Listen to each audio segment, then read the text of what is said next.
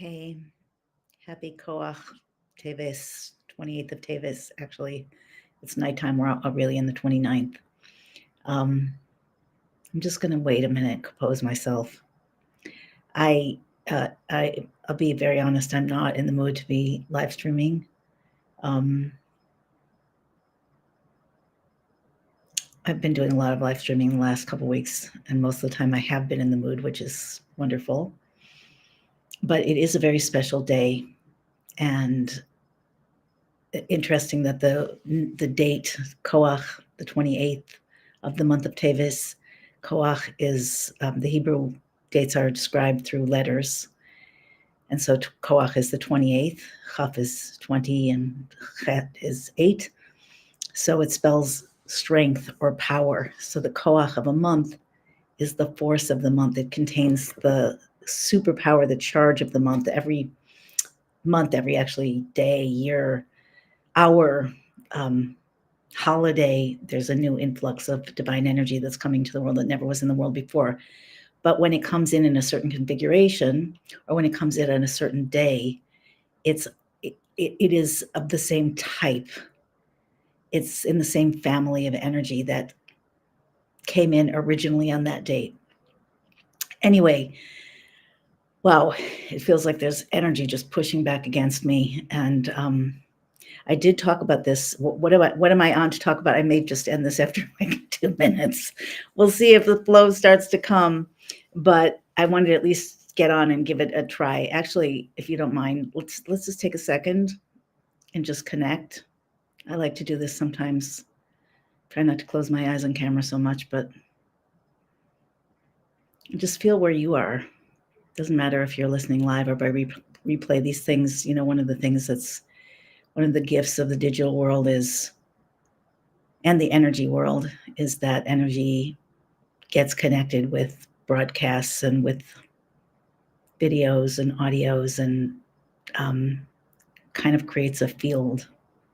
And everyone who connects to that field can tap into the energy and can add their own energy through their listening, through their receiving. So where are you? Where am I? Where are we in the world at this moment, in the process, in the birth process of Geula, of Moshiach, of the Messianic age, of the true and complete redemption of a world of wonder and good? What is shifting beneath our feet and all around us? What has left or is leaving? What is attempting to come in now? Where are we going to? What's flowing? How are we flowing? Time and space and soul are the three portals, you could say, through which creation happens and continues to happen. Creation is an ongoing real-time process, and we are participants in that. So how does that happen? Things happen in a moment of time. And like I said, the pattern of time, it's like a wheel. I often see it as a roulette wheel. I've never actually played in a casino, but a roulette wheel I think they have their slots going around the sides. So if the dice stops in a certain slot, that would be like the date. And energy is, imagine that the dice is divine energy and it's pouring in, or it's coming in through that date into the world. And then as the wheel goes around, that energy gets distributed through time. That's one vehicle. Space. The definition of world is time and space. It's movement in time and space. So God isn't moving. God is everything, everywhere, all the time, all at one. And time and space are moving. We're moving through them, whatever that actually means. That's at this dimension. That's actually more than this dimension, but we're interfacing with that vast, great beingness. That's all potential. And the third aspect is soul, nefesh. So you have zaman, time, makom, space, and nefesh, soul. And the souls interact through time and space with what's beyond time and space. And by connecting to what's beyond time and space, we bring in and influence what happens here in time and space. So Okay, so if you have questions, you should ask me because, oh, hi guys. Hi, Jennifer. Hi, Tammy. Hi, Daniel. Good to see you. I'm not alone. Okay, so I'll just start talking and we'll see what happens. So I'm just going to start with 1991. In 1991, I've shared a little of this in the past. Actually, I shared a few years ago. I was interviewed by a couple of wonderful women, and I had a lot of pent up. Let me just start by saying this. I was there. I was in Crown Heights. I don't know how many of you know. Crown Heights was the Rebbe's neighborhood, Crown Heights, Brooklyn, and still is, but it's very, very different now. And when I returned to my Jewish roots, to observance, I was, well, let's say I was right out of college, and I did not come from a religious background. My grandparents were religious. I moved to that community because I needed to. If I was in Minnesota and I had no Jewish friends, and I was the only Jew in my high school of 2,500 kids. Anyway, I moved to Crown Heights.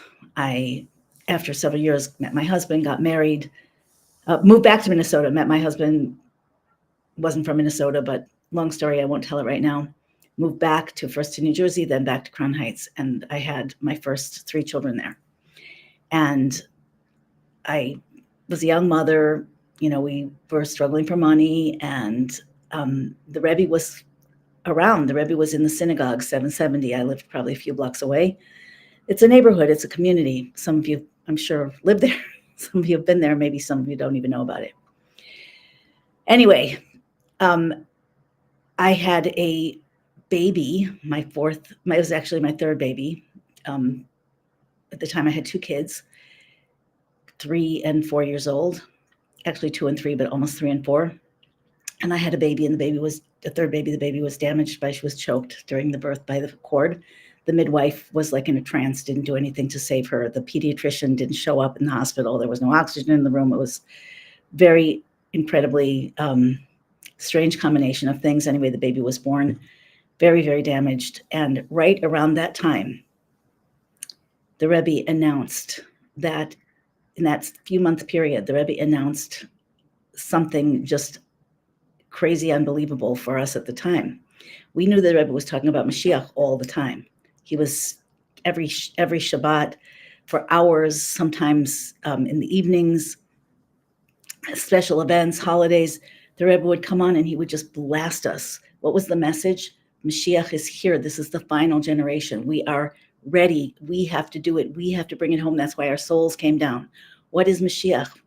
We've talked about it before. We'll talk about it again. I won't emphasize that too much now, because that's not really the point. But Moshiach is within the spark of Moshiach is within every single soul. Every single soul is comprised in the soul of Moshiach, not only the soul of the generation, but the souls of all generations. Moshiach is the ultimate redeemer, the ultimate king in human form, not God. God is the king, but Moshiach is the head of all the people, like the brain and the heart and the liver are the king of the body. They're called the kings of the body.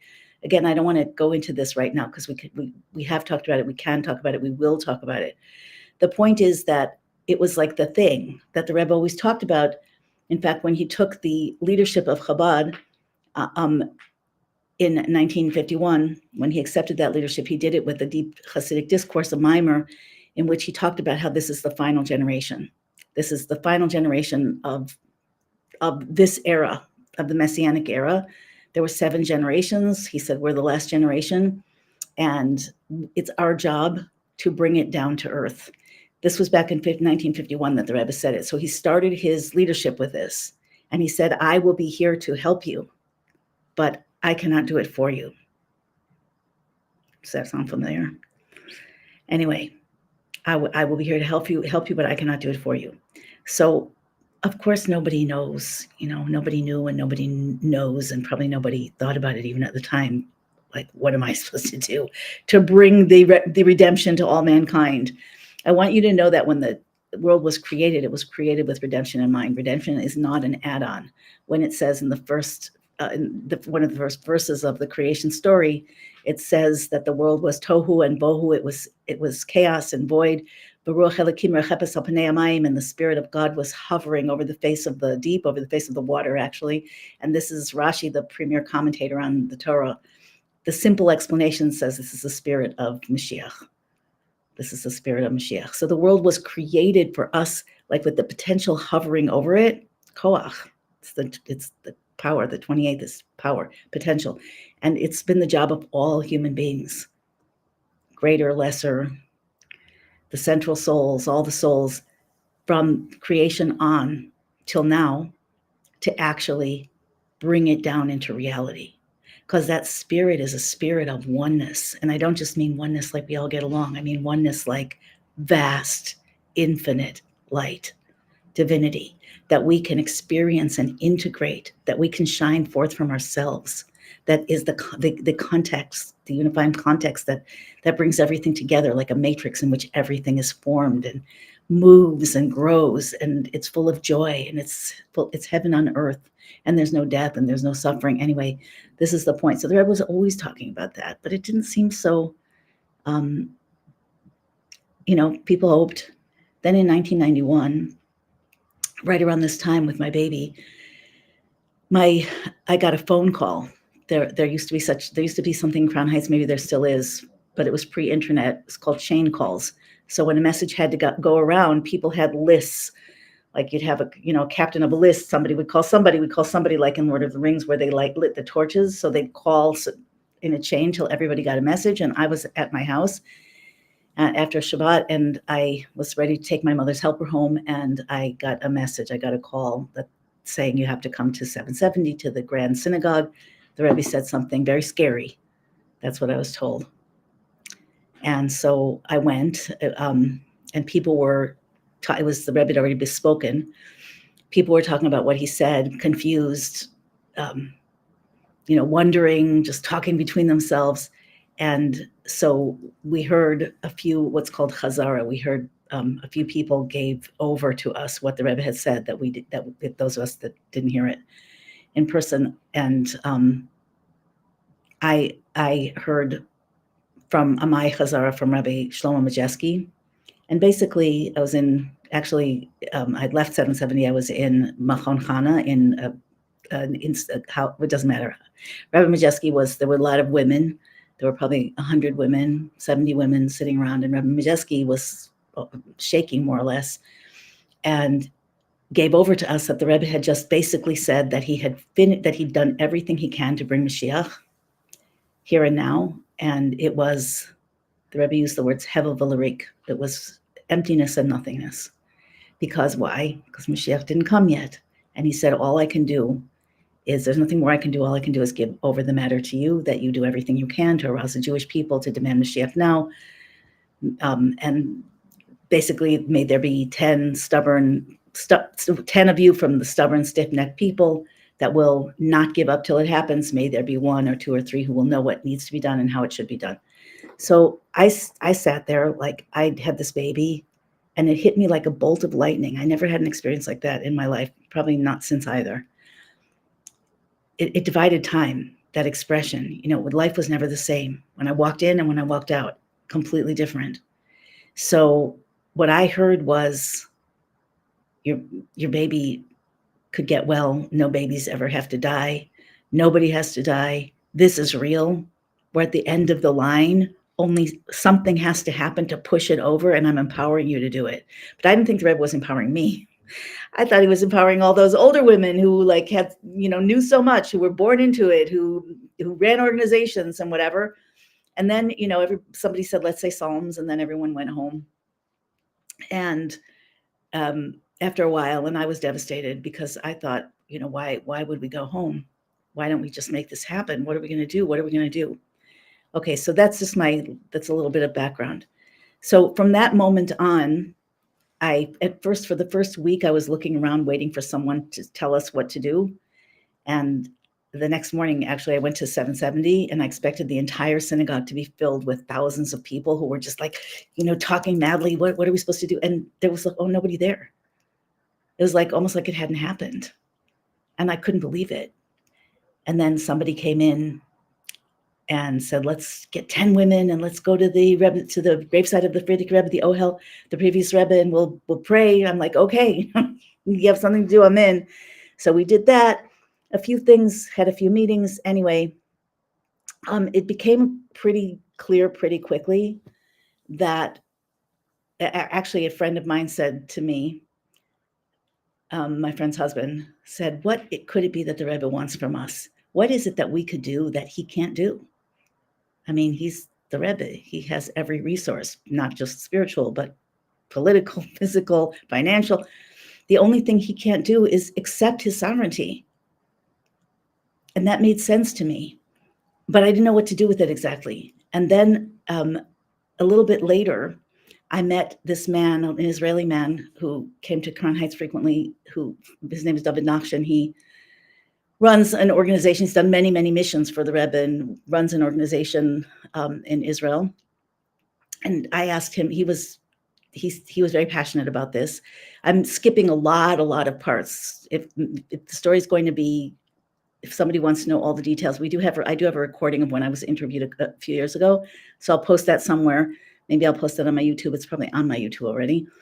But maybe I'll repost it. But or I could, we could do a Zoom call and talk about it at some point. But I at least want to give you the highlights. So I asked David Nachshon, if I want to do something, what should I do? And he again told me, get the women to sign a petition accepting the Rebbe as our Moshiach and asking him to take us out of exile now. So I'm like, okay. So I started to do that. I talked to the woman who was sitting next to me in the synagogue, who was his friend, who was warm to it. And, we got a small group and we tried to get people, I'm talking about Chabad people, to sign. By this time it was Tishrei. And we wrote a petition, simple petition. And there were a lot of people did not want to sign. And most of it, what was interesting to me was that a lot of people said, is this approved? Did Neshei Chabad, the women's organization, approve of this? Which they had. But anyway, we collected some signatures.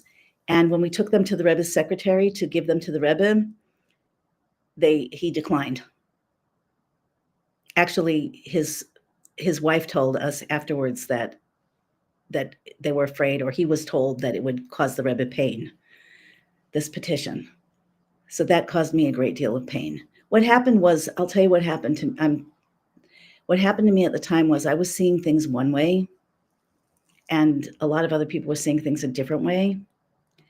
And I had a huge gap, because it was a gap in my being, because on the one hand, I absolutely could not believe that all of these people who were much older and much more learned and much more empowered and, came from the hood, so to speak, that they could be wrong. But I also could not see how they were right. Because people were basically going back to same old. And it wasn't same old. That's not what the Rebbe was asking for. That's not what the world, I was struck by this lightning bolt. So I just remember sitting in a car with my friend at 2 a.m, crying, sobbing, because I couldn't go forward. I couldn't go back. Anyway, so they asked us to take back the signatures. They never got to the Rebbe. Okay, a little while later, we started again, and we collected them again more officially, and we got a few hundred, and then we started going to the Rebbe, going in front of the Rebbe. During Sunday, on Sunday, every Sunday, the Rebbe gave out dollars. Why did he give out dollars? So if you're not familiar with that, people would come to the Rebbe and stand in line. Sometimes there'd be thousands of people. And the Rebbe would give $1 to each one, and they would have a chance to ask for a blessing. And he would give them a blessing. Most people didn't speak, but the Rebbe would, bracha v'etzlacha, blessing and success, and he'd give the $1. Sometimes he'd give more than $1 with the message, but the dollars were supposed to be exchanged for charity. So the Rebbe was giving people a mitzvah to do, but people would keep the dollars. I have a bunch of dollars up in Tzfat in northern Israel, because I went a lot. Some of them were very special occasions. So anyway, we tried to sneak, because they didn't want the people in charge, the secretariat, the rabbis in charge did not want us to give signatures to the Rebbe, bothering him with this idea that he was Moshiach. And we thought that the Rebbe wanted it.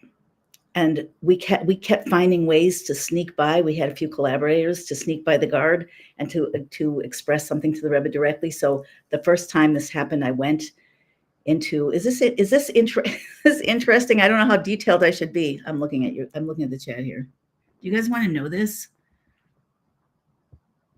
You want to know something else? I'm looking at the chat. I'm reading this.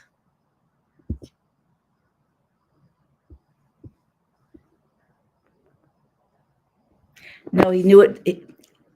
He knew it was him. It would probably take several hours, which maybe we should do in the future. I'd probably need someone to be there with me to refresh my memory or to ask questions, who was there at the time, to really get it all out. But the Rebbe was strongly hinting and insinuating that he was Moshiach in very strong ways. And it ramped up. So the first time we wanted to get the signatures passed, after we did the second bunch of signatures, we put them in an envelope. I was with a friend who was braver than me, and she had a lot of instinct around how to do this. And we put the signatures in a big white envelope, and she wrote on the envelope the words "Nitzchuni banai nitzchuni," my children, you will be victorious over me. Why did she write that? Because in the Sikha, in the discourse, the talk that the Rebbe gave right before Yom Kippur, like several days before that, this was in 1992, he said that we are going to prevail on God. We're not going to give up. We're going to prevail on God to bring Moshiach now, and Hashem, God will be happy that we pushed him, that we insisted, and that we demanded, and he will say, my children, you have been victorious over me. Nitzchuni banai nitzchuni. So she wrote that. She said the Rebbe will know what it is. The Rebbe will know what it is because it's code. So she gave it to we were standing there. Used to be the Rebbe's office was on one side, and he used to go to pray right across the hall. He'd cross this little foyer, an entrance hall, and go to another room where the yeshiva students, there was a group of people guys learning, and he would pray there, and then he would walk back, or he'd go up an elevator and to pray downstairs. So she said, let's go stand in this foyer with this envelope, and we'll hold it so the Rebbe can see it, and he'll know it's for him, and he'll take it, and the secretaries won't be able to stop us. So I was hopeful but skeptical. I'm like, okay, let's do that. So we went, and there were other people there. People also gathered there to get blessings, to ask the Rebbe for blessings before a trip or whatever. So the Rebbe came in, he gave a blessing to this person, this person, this person. We were standing kind of toward the front. He ignored us and passed us toward his office. And my heart just sunk to my toes. And then, just then, I'm standing there thinking it's not real, it's never going to happen. And the Rebbe's hand came out from behind the door and grabbed the envelope that my friend was holding, started pulling on it. At first, she didn't, oh no, she wasn't holding it anymore. His secretary followed him and snatched the envelope with an exasperated expression, and he was holding it. So now he's standing behind the Rebbe. The Rebbe's reaching out, and it's been a long time since I've talked about this. And the Rebbe's pulling on the envelope, and the secretary, the rabbi, didn't want to let it go. He didn't realize what was happening. He didn't realize it was the Rebbe. So he's holding it, and the Rebbe's pulling it. Finally, the Rebbe pulls it from him to himself, turns to my friend and me, and bows like that, holding the envelope to his chest. So somebody just asked, the Lubavitcher Rebbe, somebody just asked, how do I know that the Rebbe's Moshiach? So I'm just telling you. Okay, I see there's some chat here. You know what? I'm just going to let it go. Who cares? Listen, I just want to make a statement here also. Nobody has to listen to me, and nobody has to believe anything. It's a completely free choice universe. And I haven't talked about this. I want to just take a detour and say, I haven't talked about this for a long time. I did do this interview a few years ago with Rivki Katz and Basi Robashkin, and they asked me to. And I do have the recording somewhere on my YouTube. And like I said, I probably will repost it. But for many, many years, since 1995, maybe 4, 5, I don't remember exactly, 6, I didn't talk in public about this belief because it felt like it was no longer good for people. Not that I didn't believe it. It just felt like it's not what people need to hear. It doesn't feel real to people. People need to learn the Rebbe's Torah, the Rebbe's Chassidus, which I do teach, and a lot of other people do too. I feel I teach it in my own special way, but and to apply. Why is it special? Because I take everything that the Rebbe says seriously. Not that I do everything perfectly, but if the Rebbe says, for example, which he does, that we can do miracles by our nature now, and therefore we must do miracles, and it must be part of our being, I take that seriously. And then I start to ask myself, how do I do that? And then I start to, learn, explore, delve, learn it again, pray, try. And that's just one example.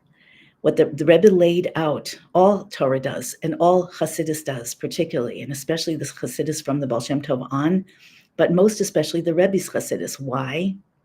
Hasidus being the deepest level of the Torah. Why is it the deepest level of the secrets of the Torah? Why is the Rebbe's the most applicable? Because it's the last. It's the most recent. Every tzaddik of every generation, the great soul of every generation, there's one in a generation, receives from all that came before. Those great central souls of the generation are called, they're a king in the sense of a Torah. They're not a dictator. They're the melech. They have malchus. They're the king. They're the leader. They're the anointed, and malchus receives from everything that came before, and then gives over from itself, receiving everything, blending it, connecting to the needs of the generation, and then transmitting. So the Rebbe gave us massive numbers of incredibly miraculous, deep, and mystical transmissions. Why do I say transmissions? Because when a Rebbe talks, he's not just blah, blah, blah, blah. And he's not even just sharing wisdom and knowledge. He's sharing divine potential. He's sharing his vision, but I don't mean he's sharing his vision like, guess what? Think about this idea, I'll tell you. No, he's taking his vision through his essence, through his words, and you are connecting to his words when you're learning, and he's directly transmitting to you what he's receiving from above. Then it has to be internalized. So that's what we were doing back then. But it wasn't like now where we're learning something that was said 30 something years ago. I think I shared in a recent video, I used to study when the Rebbe started the last 11 months that the Rebbe was speaking in 1991, 1992. This is the time I'm talking about, the end of 1991 and into 1992. So it became wild. People were wearing beepers because nobody knew when the Rebbe was going to come out and start speaking. And you could see people running down the street, hundreds of people running. I didn't have a beeper, but I knew when it was happening because hundreds of Hasidim were running down the street, with coats flapping. It just was a crazy time. The Rebbe started speaking more and more and more and more and explaining deeper and deeper and deeper things. And it was every Thursday because I started to, I skipped many parts of the story, and that's okay. But what ended up happening, I will just say this, is that all of those people that I was waiting for, that they would do something because they were older than me and they were, more empowered than me and everything than me, I felt like a nothing. I felt like a disempowered, wimpy nobody. I had one thing going for me, maybe two things. One was that I was on fire because of the baby. I guess, her soul came down. I don't guess. Her soul came down, as I'm pretty sure, as an Ibor, as a soul. An Ibor is a soul of someone on a high level that connects with the soul of a person. They don't take over the person, they connect and give their energy to that person to help them with their mission. That happens sometimes. I just remember feeling like the burning bush. I was burning and burning and burning and burning, and I was not burning out then. Anyway, so I had that, and I had the fact that I took the Rebbe seriously. And that might have also been, my baby Alti that caused that to happen. But anything the Rebbe said, I'm like, what does the Rebbe want? What's he saying? What does he want us to do? What does he mean? And so I was activated, and it was shocking to me that most people were not activated. And then those people who were activated, most of them were not getting information from the Rebbe. What happened at that time, I don't know, probably a lot of you might know. I'm just going to assume not everybody knows. I will look at the chat now and then, but My brain is frazzled, so I don't want to do it yet. So you know about the Chabad Shluchim, the emissaries. There are now many thousands of them. I don't know, 6,000, 7,000. It keeps growing, which is one of the many reasons that we can tell that the Rebbe's mission is alive and growing and transforming the world through the Messianic era. So these are young, well, they start out young, couples who make a commitment to represent the Rebbe as emissaries, shluchim, they're called the emissaries. And they go to every corner of the world. And some of them get to be in New York. Some of them get to be in Florida. That's a nice job. Or Israel or California. Some of them go to, there's a shliach of a couple with their family in Piešťany, Slovakia. We actually visited them when we were there for whatever. And, these shluchim, they're busy. They're running holidays. They're teaching Torah. They're bringing Jews and sometimes non-Jews, less, but they're bringing people to their Chabad houses. Sometimes it's just a little house. They're raising money so that they can support their families while they pay for their events. Nobody's funding them for the most part. And sometimes people have ended up like doing this for 50 years. So anyway, those people who represent the Rebbe, they weren't hearing what the Rebbe had to say because the Rebbe was saying it in Brooklyn and they were sitting in Piešťany or London or who knows where. And so what happened was after every Shabbat, when the Rebbe would speak, or they would put together a compilation of the things the Rebbe had said during the week, they would send out, there was something called fax asicha. Asicha is the Rebbe's talks. They would fax it, the days of faxes. They would do a little synopsis. Somebody would put it together and they'd send out, the highlights of what the Rebbe said over 3 or 4 hours. It was one page. So people did not hear what the Rebbe was saying. And some people who heard it didn't believe it and didn't take it personally. And some people who heard it or didn't hear it were in great opposition to those who did take it seriously. So it was like, the feeling was like fighting our way through fog and through opposition just to let people know, the Rebbe's followers, I'm not talking about anybody else, just to let people know the Rebbe actually said this. He said it maybe in front of you, or maybe it wasn't in front of you, but he really said it. So that's basically what the tone of the time was. And I ended up with this group of women. It started out with these signatures. We gave the signatures to the Rebbe. What did people say? It was on video.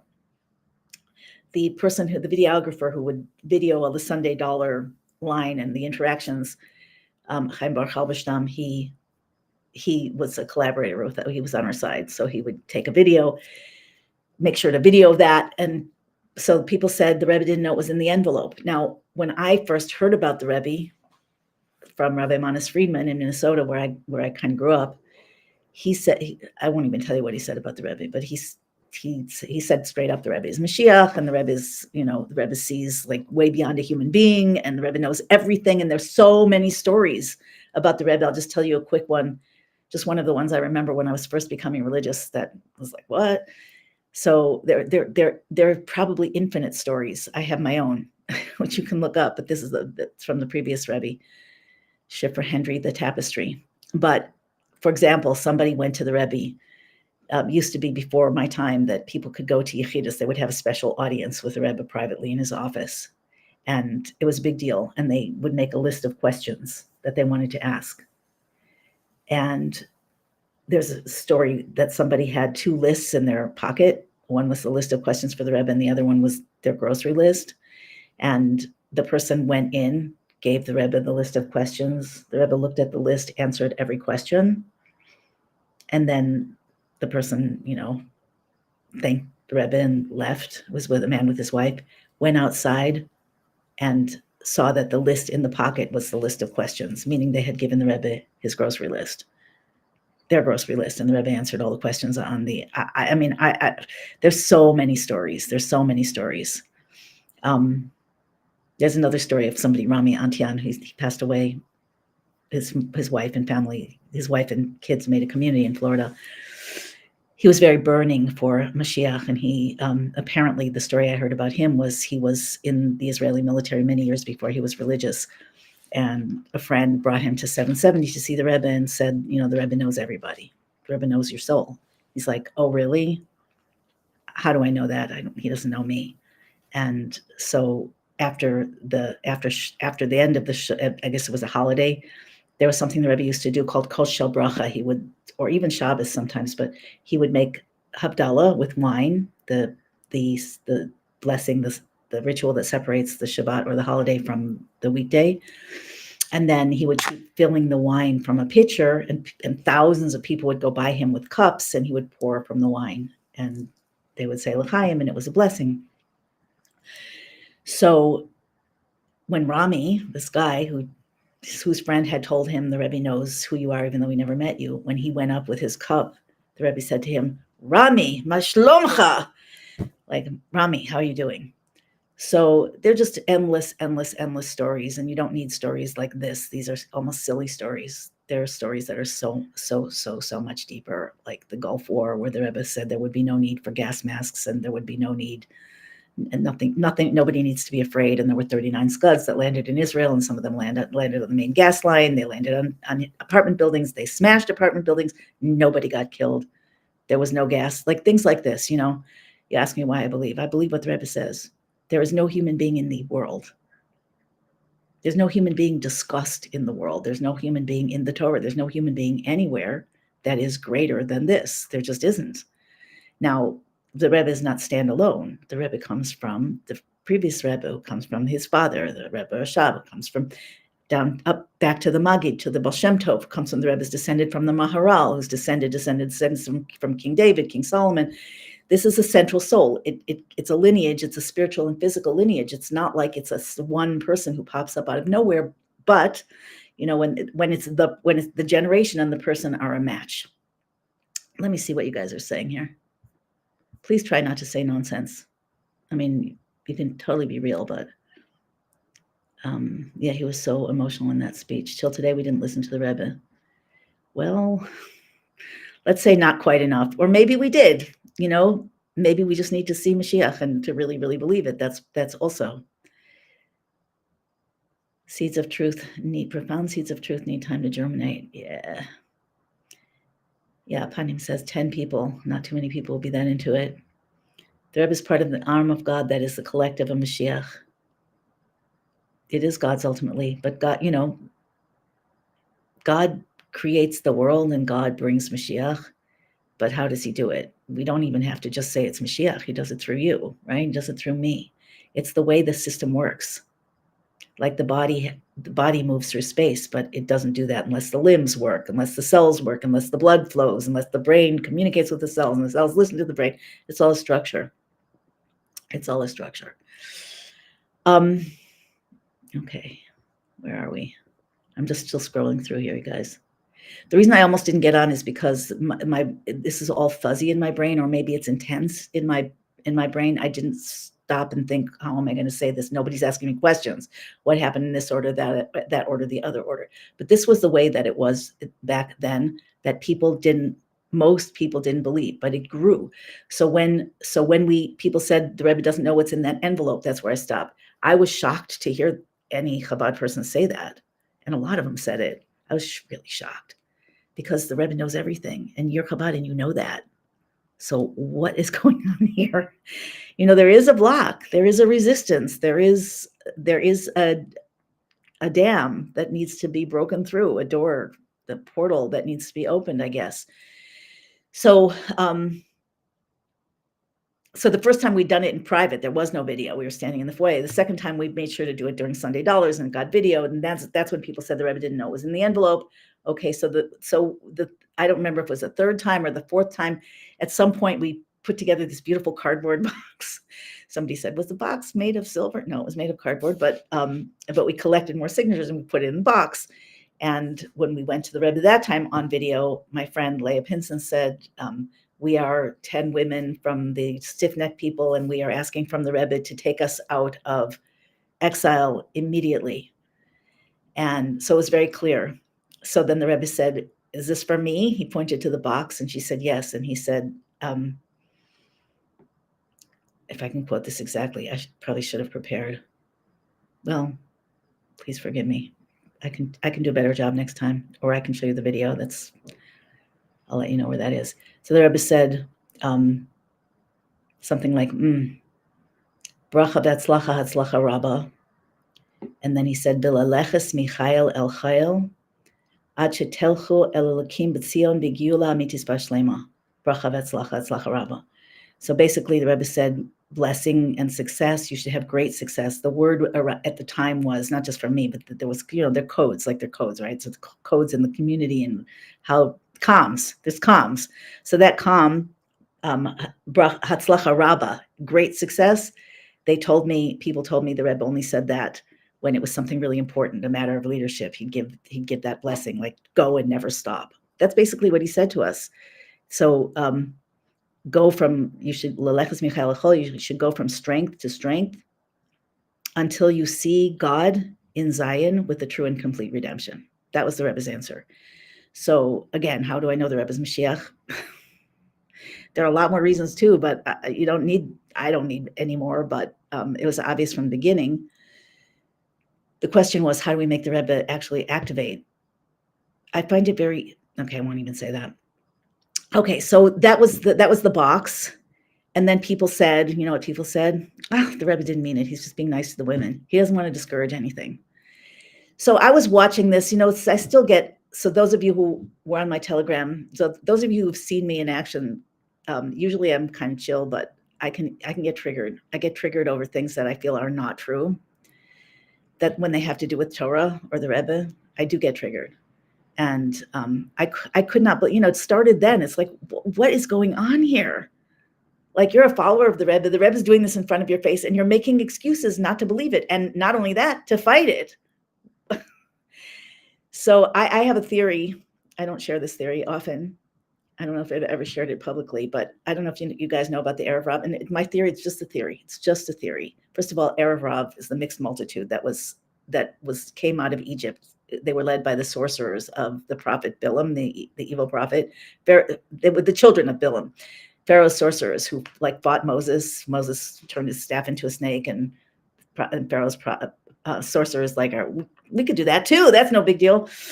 So those were the people that saw that God was real. The God of the Jews was the bigger God. The God of Israel is the bigger God, and they wanted the power. They were in Egypt to study black magic. There were many people. Egypt was the international capital of black magic, of occult arts.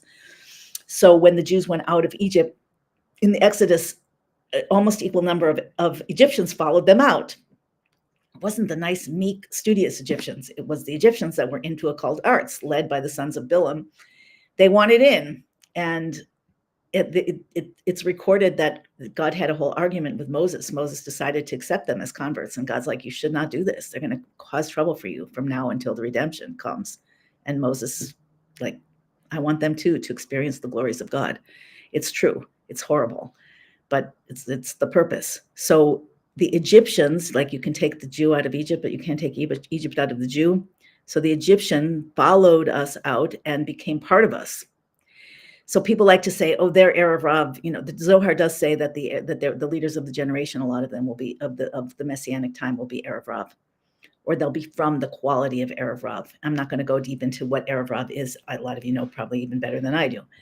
But and there are 5 types of Erev Rav, and it can be a whole discussion. But the idea is that integrated into the Jewish psyche which is the God, pro-God, pro-Geula psyche, is the anti-God, anti-Geula psyche. There's this conflict. It also plays out in the world. It also plays out in governments very, very much. It also plays out even in rabbinic leadership. So somebody told me, this is my theory, somebody told me that, several people told me a long time ago that the Rebbe, the previous Rebbe, and the Rebbe Rashab, 3 most recent Rebbes, spent 10,000 hours deciding which souls would be part of Chabad between that time and the time of the redemption. And when I first heard that, I'm like, oh, wow, it's the good souls, the creme de la creme souls. Later on, I realized that it was a compilation of all kinds of souls that represented other souls of similar kind. And so the same qualities that you have in the world, the burning passion for God, disdain for God in a certain way, and maybe not on the same level, but the cynicism, the belief, whatever it is, you have that inside also. And it was playing itself out. It's still probably playing itself out. That's why we're still in exile right now. So after the box, more things happened. There are a lot more things I could share with you. about what the Rebbe said, why he's Moshiach, why I know he's Moshiach. I will say one more thing, and then I'll get to the main point, which is the Kabbalah's funding for Moshiach, which is today is the anniversary, the 33rd anniversary of that. Anyway, so on Shavuos, it's just my one little thing, other thing I'm going to say. On Shavuos, the night of Shavuos in that year, the Rebbe said a Sikha, a discourse. It was printed into like 22, 23 pages. It's long, maybe more. And there, the Rebbe is talking about how Mashiach has to have two qualities. He has to be, and this is from the Torah, probably the Talmud. The Rebbe quotes it. I could have that source wrong, but he says that Mashiach has to be. It says that Mashiach has to be a Navi, a prophet, Karav l'Moshe Rabbeinu, close to the level of Moses, and he has to be a Chacham, a wise person, wiser than King Solomon, wiser than Shlomo Melech, who was the wisest person who ever lived. And why is that the case? The Rebbe asked in this discourse, because the new Torah because Hashem says that there's going to be a new Torah Chadash Miti Tetzeh, but there's no new Torah. That God also says, Ani Havaya Lo Shanisi, this is the Torah. You cannot add to it. You cannot subtract from it. So what does it mean that a new Torah will come forth from me in the future in the times of redemption, Torah Chadasha?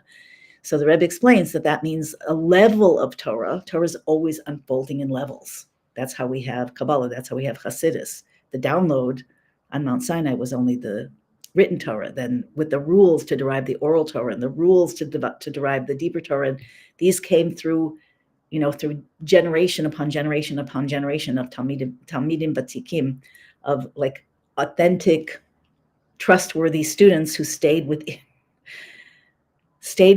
the boundaries and the principles, but expanded, and would argue, debate to make sure that it was verifiable, and yet a new interpretation, but verifiable according to the principles, verifiable according to everything that came before. But when it comes, so that's how the Torah has been unfolded until now. But when it comes to the new Torah, which Torah Chadasha didn't start right now, it just accelerated in our times. It probably started with the Hasidic movement, which is called, from the Baal Shem Tov, is called Torah Shel Mashiach. It's the Messianic Torah. It gives us the secrets. But as I said, the Rebbe is the final, and gives us wonders.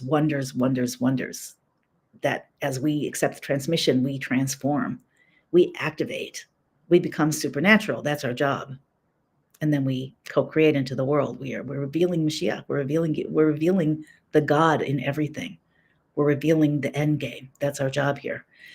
So in that Sikha where the Rebbe was talking about that, he said, he was talking about, so Torah Chadasha has two forms. One is that it is the deepest secrets of the Torah, where the rubber hits the road. All those questions that have no answers, yes, they do. In Torah Chadasha, which we already have begun to receive. The Rebbe's Sikhos are definitely Torah Chadasha and Maimar. And it'll only get greater. And here's the proof. If you still want proof. So the Rebbe went through a long exposition about the mitzvahs, about how this unfolds, about the difference between, if you're not familiar, there were two schools in the old days when they established the law based on the principles of Torah. So there was the school of Beis Hillel and the school of Beis Shammai. And they would have to vote on whose opinion would be the law. And they would have to make their arguments. Definitely they made their arguments. So there were more people in Beis Hillel. Beis Hillel was known to be more lenient, would make more things permissible. Beis Shammai was known to be more harsh, also smarter and sharper, but there were fewer of them. Without going into this, I'll just tell you that Beis Hillel is the law for the exile, where we have to bring in a lot of sparks. It permits a lot of things because we need to interact with reality to transform it. Beis Shammai is for the future, because we will become so much more holy that we will be more royal. Many things won't be necessary. Many things won't be accessible in the same way. There are many mitzvahs that will change at some point in the future according to the principles. In any case, I don't want to get lost there either. What I want to say is that in this Sikha, the Rebbe casually mentioned, I'm just making this up, the page number, but let's say it was page 8 or page 10. He said that there is a classical question that we're taught that only Moshiach will be able to answer. I didn't finish explaining why. So the first level of Torah is the secrets of the Torah. The second level of Torah Chadasha is the halacha, the interpretation of the law that will apply to new situations. Sorry, I didn't say that. What does that mean? What's a new situation in the time of redemption? For example, somebody lost their spouse and they remarried. And then there's the resurrection of the dead. Who are they married to? Can't be married to two people. That's an example of a new question. There are lots of them, but the classical one given in the Torah that is the classical example of the one that only Mashiach can answer through Torah Chadasha is the question of the Leviathan, the Leviathan, and the Shorabar. So we're taught that there, at the time of the redemption, there will be a great feast for the tzaddikim, for the righteous people, and it will be made of three foods: the Leviathan, the great fish, the great whale, the Shor Habar, the great ox, and the Yayin HaMeshuma, the wine that was hidden from the beginning, for the ancient wine. What this means, also, we won't go into, but it's the Torah talks about how will we kill these animals, the fish and the ox. Says that the one represents the revealed world, one represents the hidden world. It doesn't matter, but we're taught that the ox will gore the fish with its horns, and the fish will shecht, it will kill the ox with its fins. So the question is asked, how can that be a kosher ox? When it comes to a fish, you don't have to kill it a certain way. Sorry for saying kill. For it to be kosher, you can hit it on the head with a hammer if you want. The fish doesn't have to be killed in a certain way to be kosher. If it's a kosher fish, it's kosher. But a cow, an ox, does, even if it's the great ox of the future. So how can it be that it can be killed by this fish when the law is that you cannot shecht, you can't kill an animal and make it kosher with anything but a clean knife? The blade has to be completely clean, no nicks. And what's the fin of a fish? It's serrated. It rips and tears. So the law is you can't rip and tear. So the Rebbe asked this question in page 8, page 10, whatever. He mentions this question. This is a question that only Mashiach is going to be able to answer through Torah Chadasha. Somewhere, again, I'm making up the number, page 15, 16, the Rebbe casually says, by the way, that question, this is an example of Torah Chadasha because the law is that any person can shecht as long as it's can slaughter kosher, as long as it's not with a serrated instrument, it's a smooth blade. But this isn't a person shechting. This is the fish shechting, and that is the answer. That when it comes to it, God is actually shechting with the fish, not the fish is shechting, but God is using the Leviathan to shecht the Shorabar, to slaughter it kosher in a kosher way, and God is allowed to do it with a serrated instrument. So the Rebbe asked the question, the Rebbe answered the question, and things like this happened over and over and over and over and over again. Could you miss them if you wanted to, if you weren't learning anything, if you're getting a fax after a very busy week, maybe not reading it? Of course you could. But if you were looking, and it got hotter and heavier all the time. You know how the comms now are just like, it's getting so obvious, it's so ridiculous, but some people are still missing them? Well, yeah, so it's like that. So anyway, eventually we decided that we had to, this is the kind of the climax of what I want to say, even though there's so many more details of everything. And I will take questions if you guys have questions. We ultimately, I was constantly thinking, what can I do? What can I do? What can I do? What can I do? What can I do? I think my job at the time was to be the pusher. I was the one that would I'd be constantly going to people. What else can we do? What else can we do? What else can we do? And like I said, I felt like the burning bush. And one of the things that I did was every Thursday, a compilation, every Thursday morning, there would come out in print in a little pamphlet that was literally hot off the press. It was warm. And it would be a compilation that certain of the rabbis of the Chosrim, the certain experts that the Rebbe had appointed to memorize the things that he said on Shabbat and other times, and then to add footnotes, and then to print them up for people to study. Again, most people didn't study those, but those are the sichos that are in the books now. So they were coming out at the time in virtual, living virtual, is it virtual time? They were coming out in the moment, in real time, and they were getting printed. And it was my job to go pick one up on Thursday morning at about 11:15, and then at 11 o'clock, I would walk down the block on Eastern Parkway to my friend's house. And she and I and another woman would pour through these things. They were the compilation of what the Rebbe had just said we're supposed to do, just said. And I didn't read Hebrew and Yiddish very well at the time. So I've learned since. And they would come out every other week. They'd be translated into Hebrew. There were two different groups that would put them together, and every other week Yiddish. So that's one of the ways that I learned. But we would sit for several hours and we would pour over what the Rebbe said. And my role seemed to be, their role was to explain it, read it and explain it. And my role was to extract, like, what is the action here? What's the next thing? And so here's the sicha that came out on a particular Thursday. I don't remember what somebody here might know, I could look it up. I don't remember even what month it was in. But the Rebbe there said that in every generation, there's one soul that is ra'ui to be Moshiach, that is suitable and worthy to be Moshiach. And if the generation would be ready, his role would be activated and he would be given the additional soul of Moshiach and he would take the world out of exile. But he said the world has never been ready. Even in the previous generation, it hasn't been ready. So he said in our times, it is ready and everything has been done. And therefore, he said, all that we have to do now, I'm learning this, I'm reading this. I mean, they're reading it to me, sitting in this little kitchen in Crown Heights, Brooklyn. All that needs to be done, all that's left to be done is to be Makabel Panei Mashiach Tzidkenu B'Pol Mamish, which literally means all that needs to be done is to greet and accept the face of Mashiach in literal actuality. But that didn't make so much sense. I didn't know what it meant. So I walked around the streets. I walked around the synagogue, not like for days on end, but for, a little while. I asked a random poll, what does it mean to be makabel panei somebody? People told me a reception. Kabbalas panim, it means a reception. You make a mistake. It doesn't mean to receive their face. It means a reception. It's just the idiom for reception. So I'm like, okay, the Rebbe is saying we have to make a reception for Moshiach. So I said that to some people. The Rebbe is telling us we should make a reception for Moshiach. They're like, come on, that's ridiculous. So I pushed it for a little while and I couldn't get anybody to take it. So about 3 months went by. And at one point I was at a friend's house, the same friend who went with me with the white envelopes with my children will be victorious.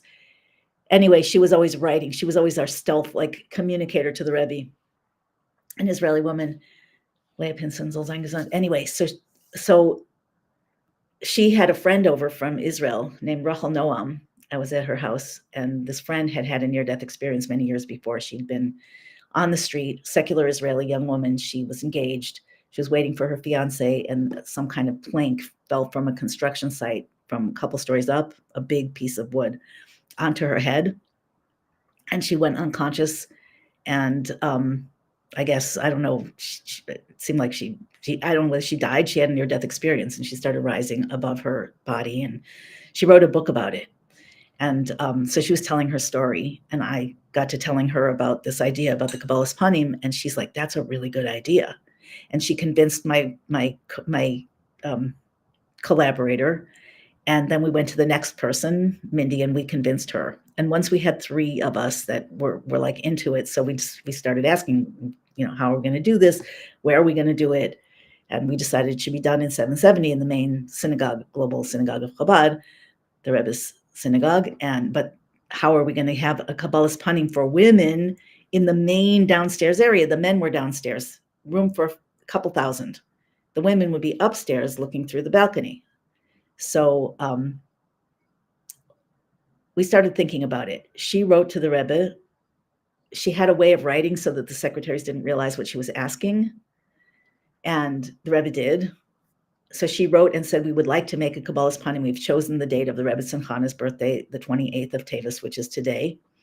And we would like a blessing for that. We were making a Kabbalas Panim for Mashiach. So the Rebbe gave a very strong blessing. He said, this is the right thing, the right time. And, but we had to get people to agree. So the person who was in charge of the physical building, who got to say, we're clearing out the room for an event or whatever it would be, he had a habit of learning something from the Rebbe or the previous Rebbe every Saturday night with his wife. That was their custom. And my friend was friends with his wife. And she had talked to her about it. Can you ask your husband, can we get permission? She said, no, nobody's going to let you kick the men out and put the women down there. It's the men's show. It's not going to happen. So somewhere in that range of time, a week later or so, the friend came to her and she said, my husband's going to do it. We were learning. We opened up randomly to an excerpt and of a book, and it said there that the previous Rebbe used to love the learning of the women, to the point where sometimes he would clear the men out of the synagogue and speak only to them. She said, my husband took that as a sign. And okay, so at this point we started to invite speakers, and everybody had a different idea of who the speaker should be, and we had to convince them that we weren't ridiculous, and a couple of them said yes and thought that we were ridiculous anyway. But we kept asking people who are the greatest speakers from around the world in Lubavitch. We wanted to have 1 or 2. We ended up with 9. By the way, there's Rivki Katz, my friend Rivki Katz, just sent me, I guess I sent it to her years ago, but I'm not organized, the recording of, it's 2 or 3 hour recordings of this event that went on for several hours. So we wanted the Rebbe to come down. We did not want to just make it a reception. Well, why were we doing it? To bring Moshiach now. That was the only reason we were doing anything. And the Rebbe was interacting with us face to face. Like we were in this bubble with the Rebbe. He always knew what we meant. He gave us the exact instructions. For example, we didn't know what we should serve at a reception. So we figured that maybe we should serve what the Torah says will be at the Feast of Moshiach. So we wrote to the Rebbe and asked, what is appropriate to serve at a feast for Moshiach. And that the Rebbe didn't answer us. The Rebbe, on the 10th of Tevis, gave a sicha. And in that sicha, he talked about what should be served at the Feast of Moshiach. Who knew that he was answering our question? We did. Nobody else knew why the Rebbe was randomly talking about that. And he specifically said at the Feast of Moshiach, there should be meat, connected the shorabar, like to correspond to the great ox. There should be fish, connected the leviathan, the leviathan, and there should be, since we don't want anybody to be making up stories about Lubavitch women, you should have grape juice instead of wine, and everyone should say l'chaim. And he also said, we hadn't asked him about this, he said there should be beautiful kalim, there should be beautiful vessels. So we interacted a lot of different times on this. We wrote the Rebbe an invitation in gold. I mean, it's on paper, but gold calligraphy, and we addressed it to, because we didn't want people to make mistakes. We didn't want not people listening. We didn't want people attending or listening to make a mistake and think it was just an event, just a spiritual event. We literally wanted the Rebbe to come down, and this is what we were asking him, to come down and to tell us Torah Chadasha and to take us out of exile. That's where we were aiming. So most people didn't know this, but that's where we were aiming. So finally we wrote the Rebbe an invitation addressed to, let me try to remember, Hod Malchuso, His Glorious Majesty, Hod Malchuso Kvod Kedushas Melech. Hang on, I'm sorry. Give me 1 second. I'll see if I remember it accurately. I might remember it out of order. Hod Malchuso Kvod Kedushas Melech HaMashiach Rebbe Shlita. I think His Glorious Majesty, the Honorable and Holy Melech HaMashiach, King Messiah, the Rebbe Shlita. Unmistakable who we were addressing it to. So the Rebbe went through the Rebbe's office. By that time, at some point, I had heard from the president of the Lubavitch Women's Organization, who was part of our team, that the Rebbe had told the secretaries not to mess with us, that if we wanted to give something to him, they shouldn't stop us. So at that time, they were taking all our crazy stuff. So they let that letter go through, and we told the Rebbe, we're holding this in your honor, and remember, we addressed it to His Glorious Majesty, the Honorable, the Holy Melech HaMashiach, the Rebbe Shlita. And the Rebbe gave us incredibly strong blessings. These are not the only times things like this is just the most wild. So by that time, and it happened, we corresponded with the Rebbe a number of times on this. people started to get really excited, and we decided we wanted to make it international. So we communicated with different people from around the world. I will never forget standing on Kingston Avenue the day of the era of the faxes, and the chief rabbi Beryl Lazar, who's still the chief rabbi of Russia, who's been friends with Putin, I guess, for a very long time. I was told I was on Kingston Avenue, and I was told by the person who received faxes, Chaim Baruch Halberstam, the same one who took videos. He said, a fax came in for you, Shifra. I'm like, for me? What? And he said, yeah, it's from the head shliach of Russia. I'm like, what? And then he gave me the fax, and Beryl Lazar had written, we will be holding simultaneous Kabbalah's funding for Moshiach, and he named 6 cities in Russia. I don't remember all of them.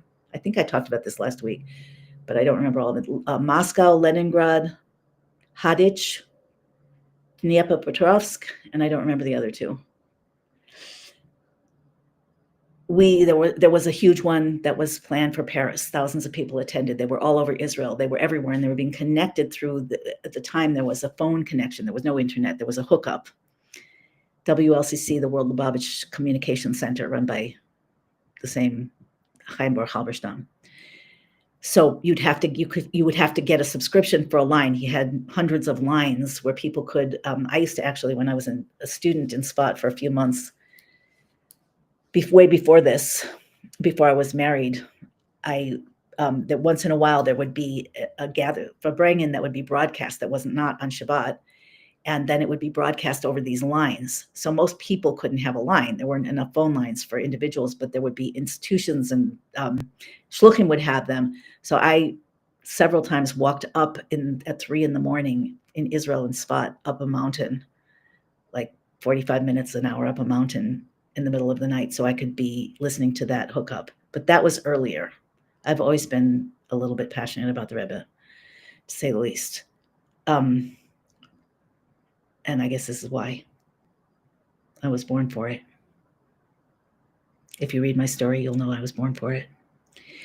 Anyway, so we had all of this correspondence, and people started to get excited. They started to get excited in various communities around the globe, and Chaim Baruch told us, by the way, afterwards, that every time the Rebbe would speak, he would give he would give a report to the Rebbe about how many people tuned in, how many of the phone lines. And when he told the Rebbe after the Kabbalah's Panim, all the cities around the world that were simultaneously listening, the Rebbe thanked him for the nachas ruach, for the pleasure, for the gratification. He said that was the only time in his entire history that the Rebbe talked to him like that. Usually it was just a bracha. So, yeah, there's more that I'm not saying than that I am, just because time, and I haven't thought about it for so long. It's not organized in date-wise in my head. I'd probably have to sit together with somebody and write it down, and I really should before it's lost for good.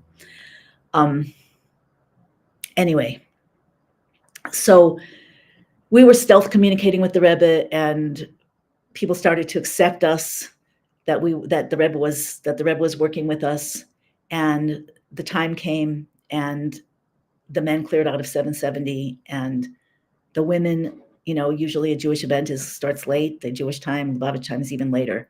But this place was packed an hour before, literally thousands and thousands of women. You could not get another woman in. There were maybe 1 or 2 women that boycotted, but everybody else was there in the entire community, and wherever they were. They had a hall in France for 400 people. I think they had 2,000 people, simultaneous broadcast, again on phone, not on internet. And they had to close the doors, and some women went up. There were also some men that got upstairs. Most people couldn't. There was no overflow that could fit in. And it started, and it went on for hours. People were speaking with great passion. And me and my group of women, we were like, we were just waiting to see, is the Rebbe going to do it? Is he going to do it? Is he going to do it? Is he going to do it? And as the hours went by, and people were moved, but we were getting very, very very disturbed. I mean, I know I was. Like, where is the Rebbe? Is he going to come down? And at one point, somebody went up and asked the Rebbe's secretary, Rabbi Groner, is the Rebbe coming down? He said, I don't know. I'm still here, and I'm wearing my kapata, my garb. And then we went up. Then I kept getting more and more agitated that the Rebbe wasn't down yet, and I didn't know what was going to happen. And I said to the women from my group, were standing on the side altogether, I said, we have to go upstairs and ask Rabbi Groner to ask the Rebbe, not just wait. I told you I was the pusher. And they're like, I don't know. Nobody does that. Somebody said to me last week, maybe you'll be like Esther. This is one of the places where I was like Esther. I'm like, I can't go. Okay, I have to go. It was terrifying. So I said, okay, I'll go ask him. I'll come down and tell you what he says.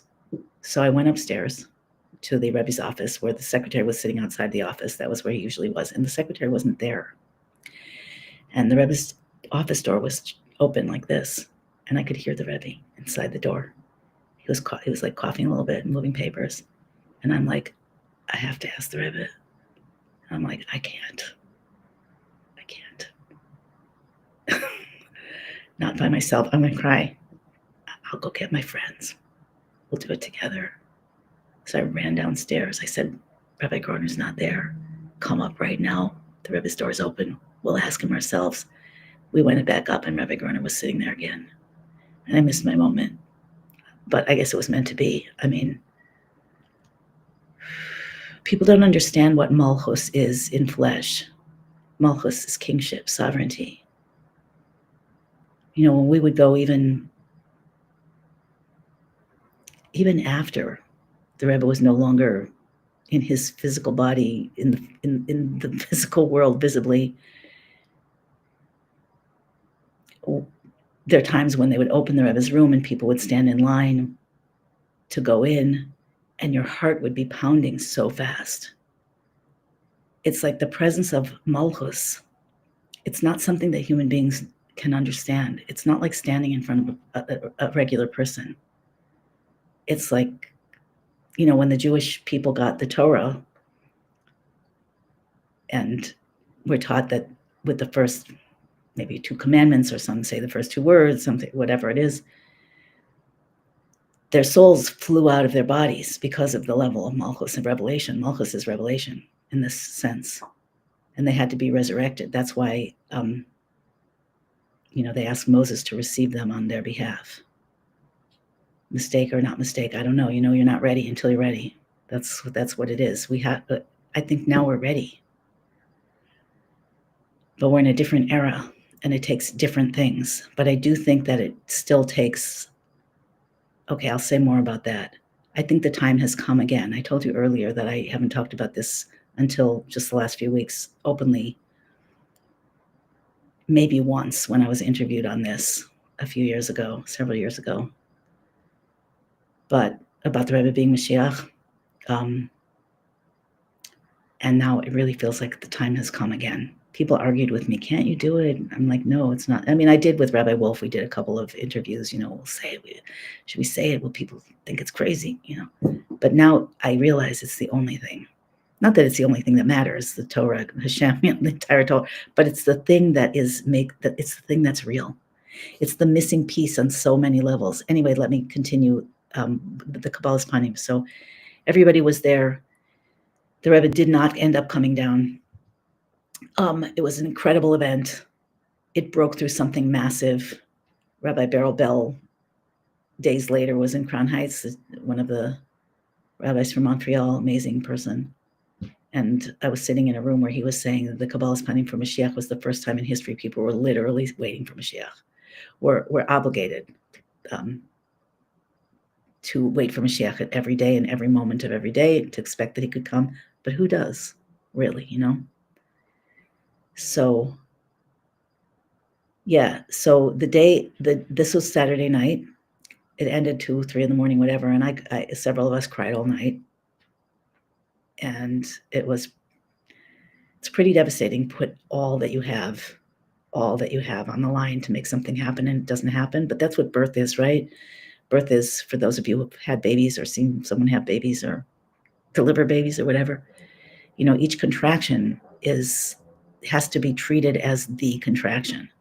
If you want it to go the best that it can go, and the fastest and the easiest and the healthiest it can go, you have to give it your all. Like literally your all. Leave nothing out. And then if it didn't happen yet, okay, you rest. And then you give it your all again. We stopped giving it our all. It's not our fault. We've been in terrible trauma.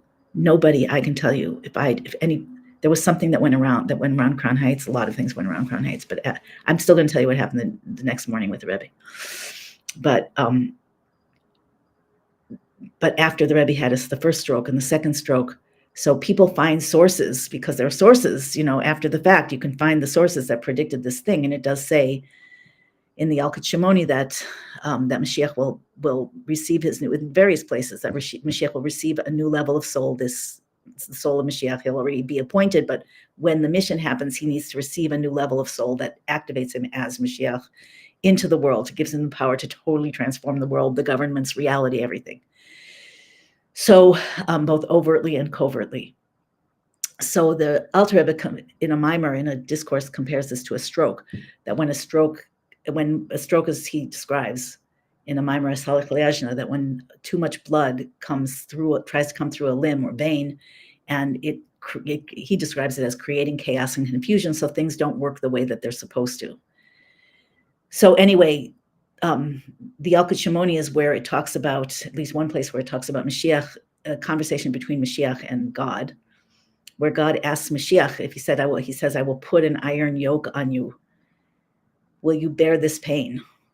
And Mashiach says, I will. It's a long conversation, but Mashiach says, I will bear it, with gladness, as long as you redeem everyone in my times. And not only as long as you redeem everyone in my times, but you redeem everyone, every miscarriage.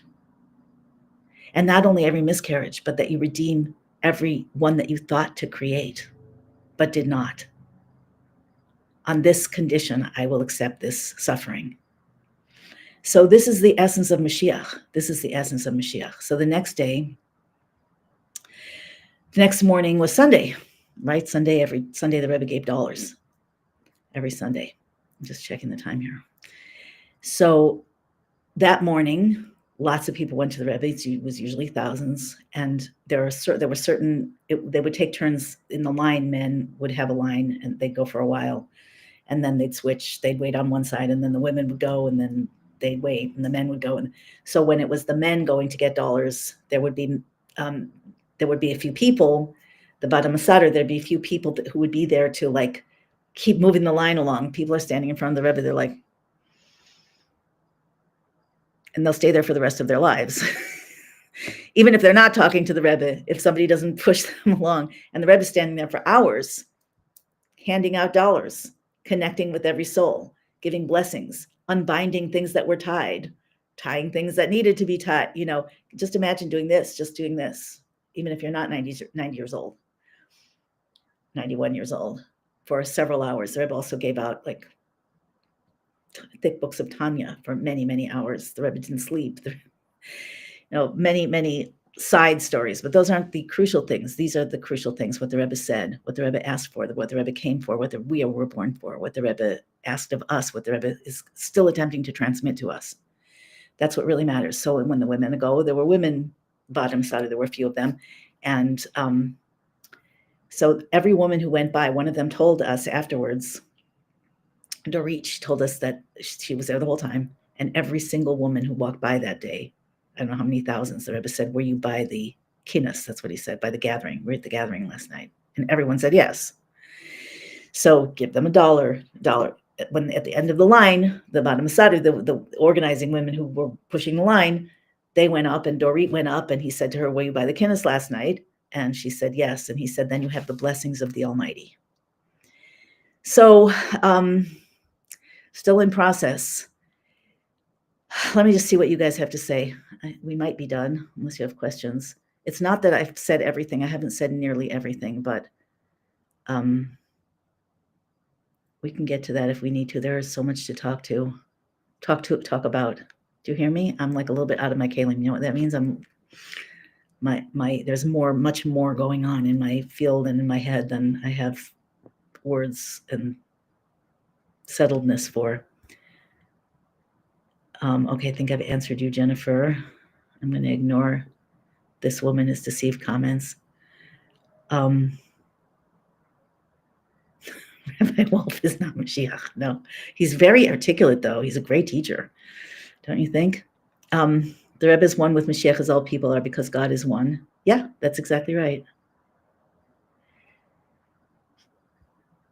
Okay, if somebody's Moshiach, let them rectify the world, remove evil, bring everyone in the world back to Torah, including heads of states, turn the path of hurricanes,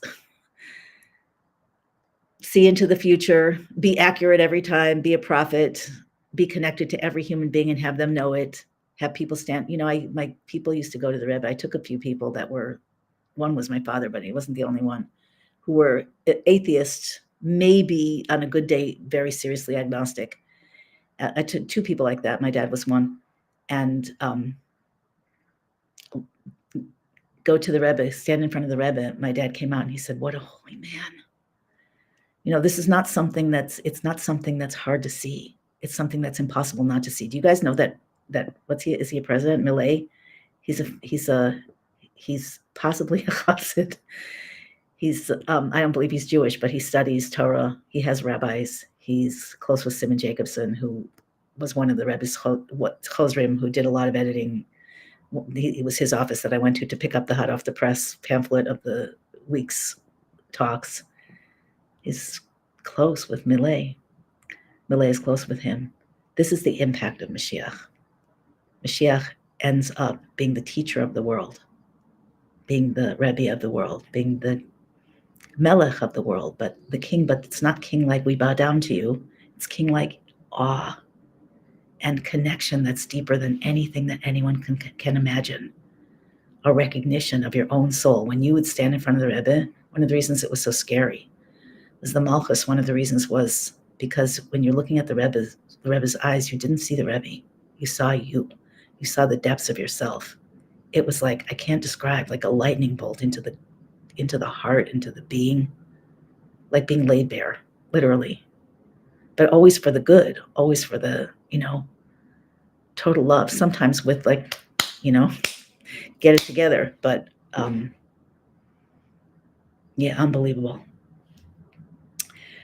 Okay, the Rebbe taught it in an Aleph Nun Beis that he's Mashiach. Yes, the whole year he encouraged the singing of the song Yichi Adonenu. Yeah.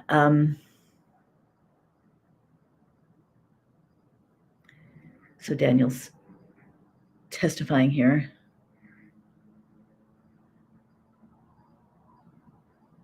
I'm trying to skim, guys. Bear with me.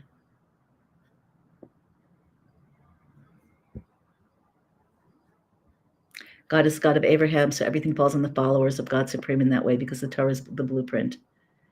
Yeah. The Torah's importance is already revealed. This is kind of the theme that we're on that I discussed 2 days ago with James and Mike. And if you're not on my Telegram, please join my Telegram please join my Telegram. Don't be too unruly though, because we can't do that. But we're having very lively and deep and meaningful discussions about these things, about Torah for the world. Torah is for the world. It's not for the world in exactly the same ways. The Jews have a binding contract and 613 mitzvahs, or 620, depending on how you count. And the non-Jewish nations of the world have 7, which are 30 or more, depending on how you count. And our roles have been very different. What will happen in the future, I don't know. There's probably going to be some kind of convergence because I think we got separated out for the purpose of this whole thing, that there had to be, souls bashing against each other. But that's just my speculation. But anyway, so the Torah is for everyone, and the Torah and Mashiach is for everyone, and everyone needs to be involved. I mean, everyone who hears that call.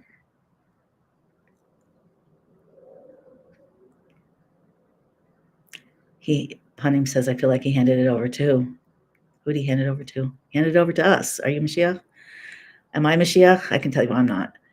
No, he handed it over to us. It seems that he handed it over to us because we were, okay, I'm going to say this. I was going to say it earlier and then I decided not to, but I'm going to say it anyway.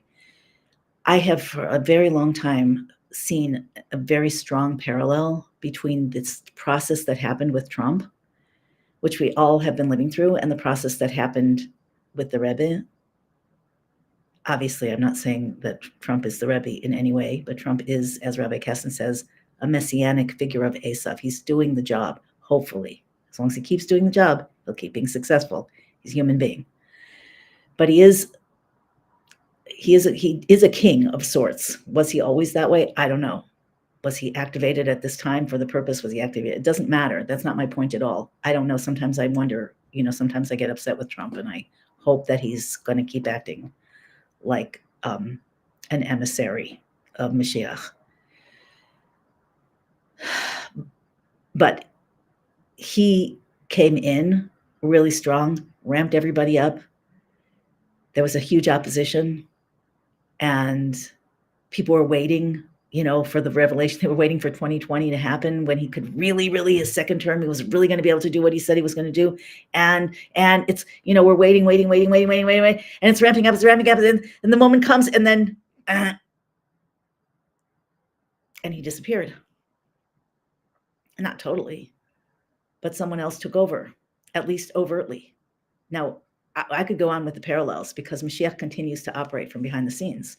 But why did that happen? According to all reliable opinions, all reasonable opinions, why did Trump disappear? He did win the election in 2020 without any doubt whatsoever. There were watermark ballots, and everything was known. And he warned about election fraud in 2012. All of this was known. All of this was recorded. All of this was watched. Giant sting. But it seemed like people had to see how bad it really was.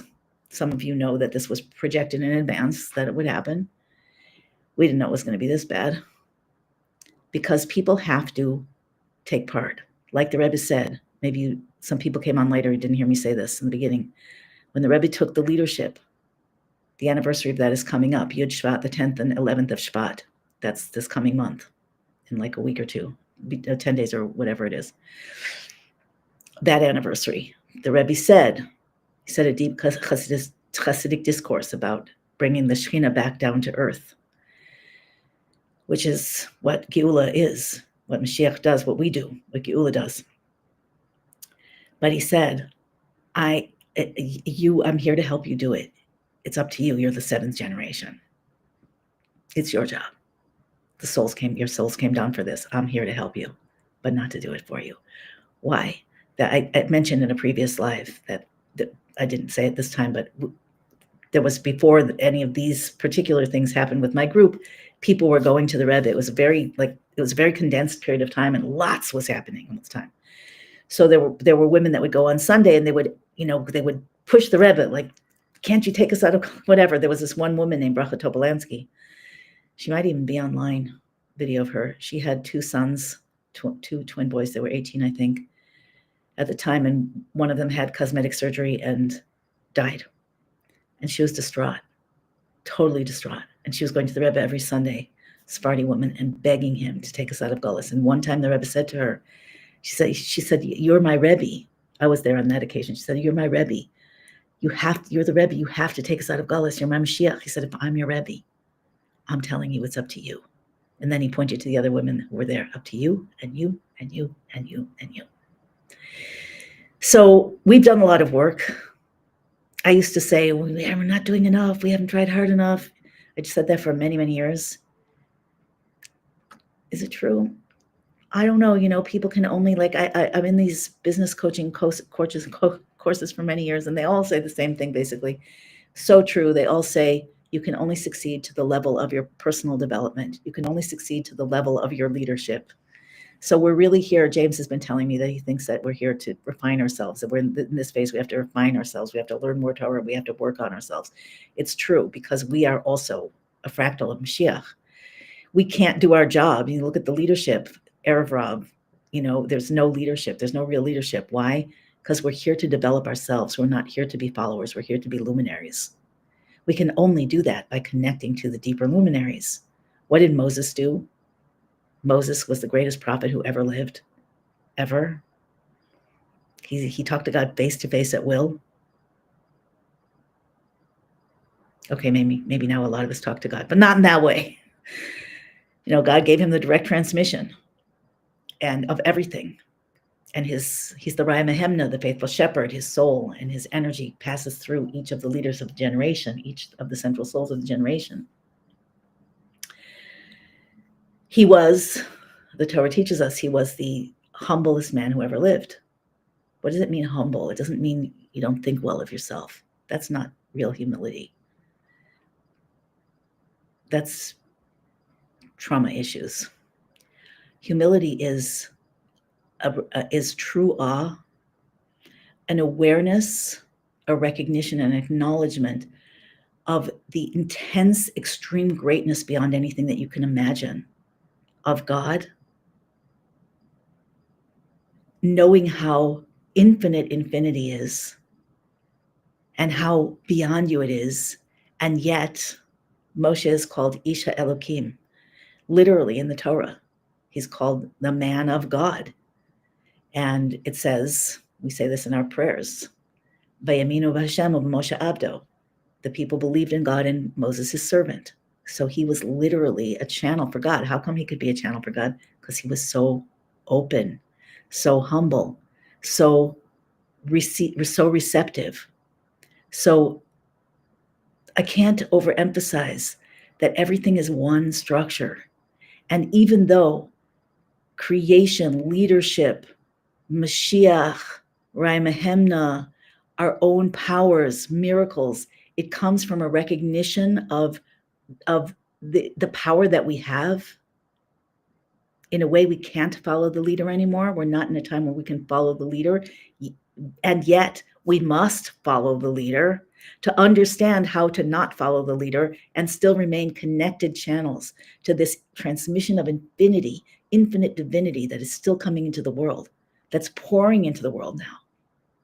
How do we keep it straight and clean so that it's and powerful enough that it just washes away all the junk, all the debris, all the stagnancy, all the mistakes, all the errors? Shar Yichud, which I teach in my program, the Global Geula Gateway, it's a paid program. We go in depth into the Rebbe Sichas and in depth into all of this discussion and Q&A and prayer. And I teach the Rebbe Sichas and Shar Yichud of the Middle Rebbe. So Shar Yichud, the second Lubavitcher Rebbe, talks about Chachma, about divine consciousness. Chachma is the receiver, the right brain, but it's when it's tuned into the higher mind, the mind of the soul, as transmitted in the Torah, mostly, but when it tunes into the mind of the soul, it's able to receive. It's a channel to receive that which is non-tangible, which is non-revealed. So that's Chachma. So Chachma is compared sometimes to a lightning flash that comes out of a dark sky and disappears, but Chachma is also compared in Shar Yichud to a wellspring. So what is a wellspring? A wellspring is what is a wellspring? First of all, a wellspring is living water that comes from under the ground. It's like, oh, we have a spring here. The water's really fresh. It keeps coming out. And the reason that happens is because under the ground, there is an underground water table that is vast and deep under the earth, and it's connected to the surface of the earth in a hidden way through veins.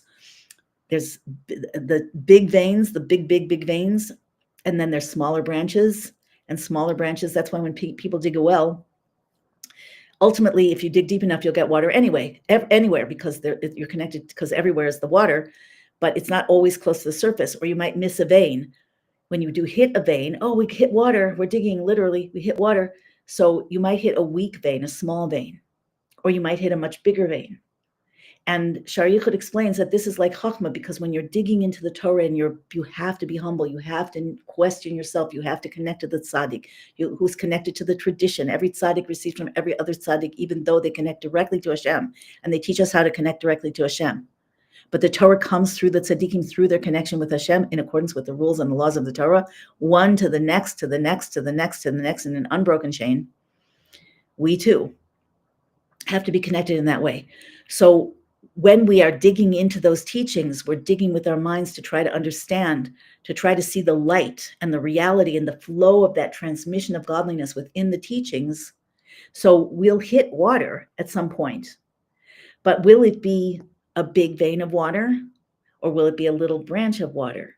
And what I'm getting at here, and what is explained in Shari Yichud, is that when you hit a bigger vein of water, the deeper the vein, the bigger the vein, the more powerful the flow of the water. When you hit it, it activates the water to come up from its hidden place onto the earth. That's how a river starts, because the water comes up drop by drop by drop. It forms into a lake, but keeps coming up. So then it turns into a river. That's like Mississippi River comes, being from Minnesota, I know this, comes from a lake in the north called Lake Itasca, where there's these well springs coming up and making the lake, and the water just keeps coming until it goes all the way across the country into the Gulf of America.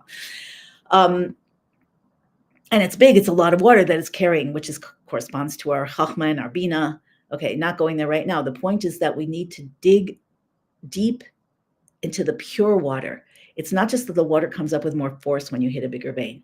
It purifies. The water purifies itself. It purifies the channels from psolis, from misconceptions. I'm quoting Shari Yichud, from misconceptions, from distortions, so that the water can be pure. And what is this digging that we're doing? It's not just that we're digging with our brains into the Torah. We're digging into ourselves. We're digging into our own blocks, our own biases, our own insecurities, our own triggers. We're digging out the stuff that doesn't exist in a true Rebbe, because he's a soul, a cosmic soul, a central soul that comes down to help us. He can't be clouded. But the rest of us have to be, because our job is to transform darkness into light. That's what we're here for. We are making the vessels, the channels through which this infinite godliness can come all the way down to earth and then out through us into every, financial, political, medical, social, relationship, family, community, spirituality, practice, religion, whatever it is, until everything is a pure channel, like Moses was a pure channel, till all of us are.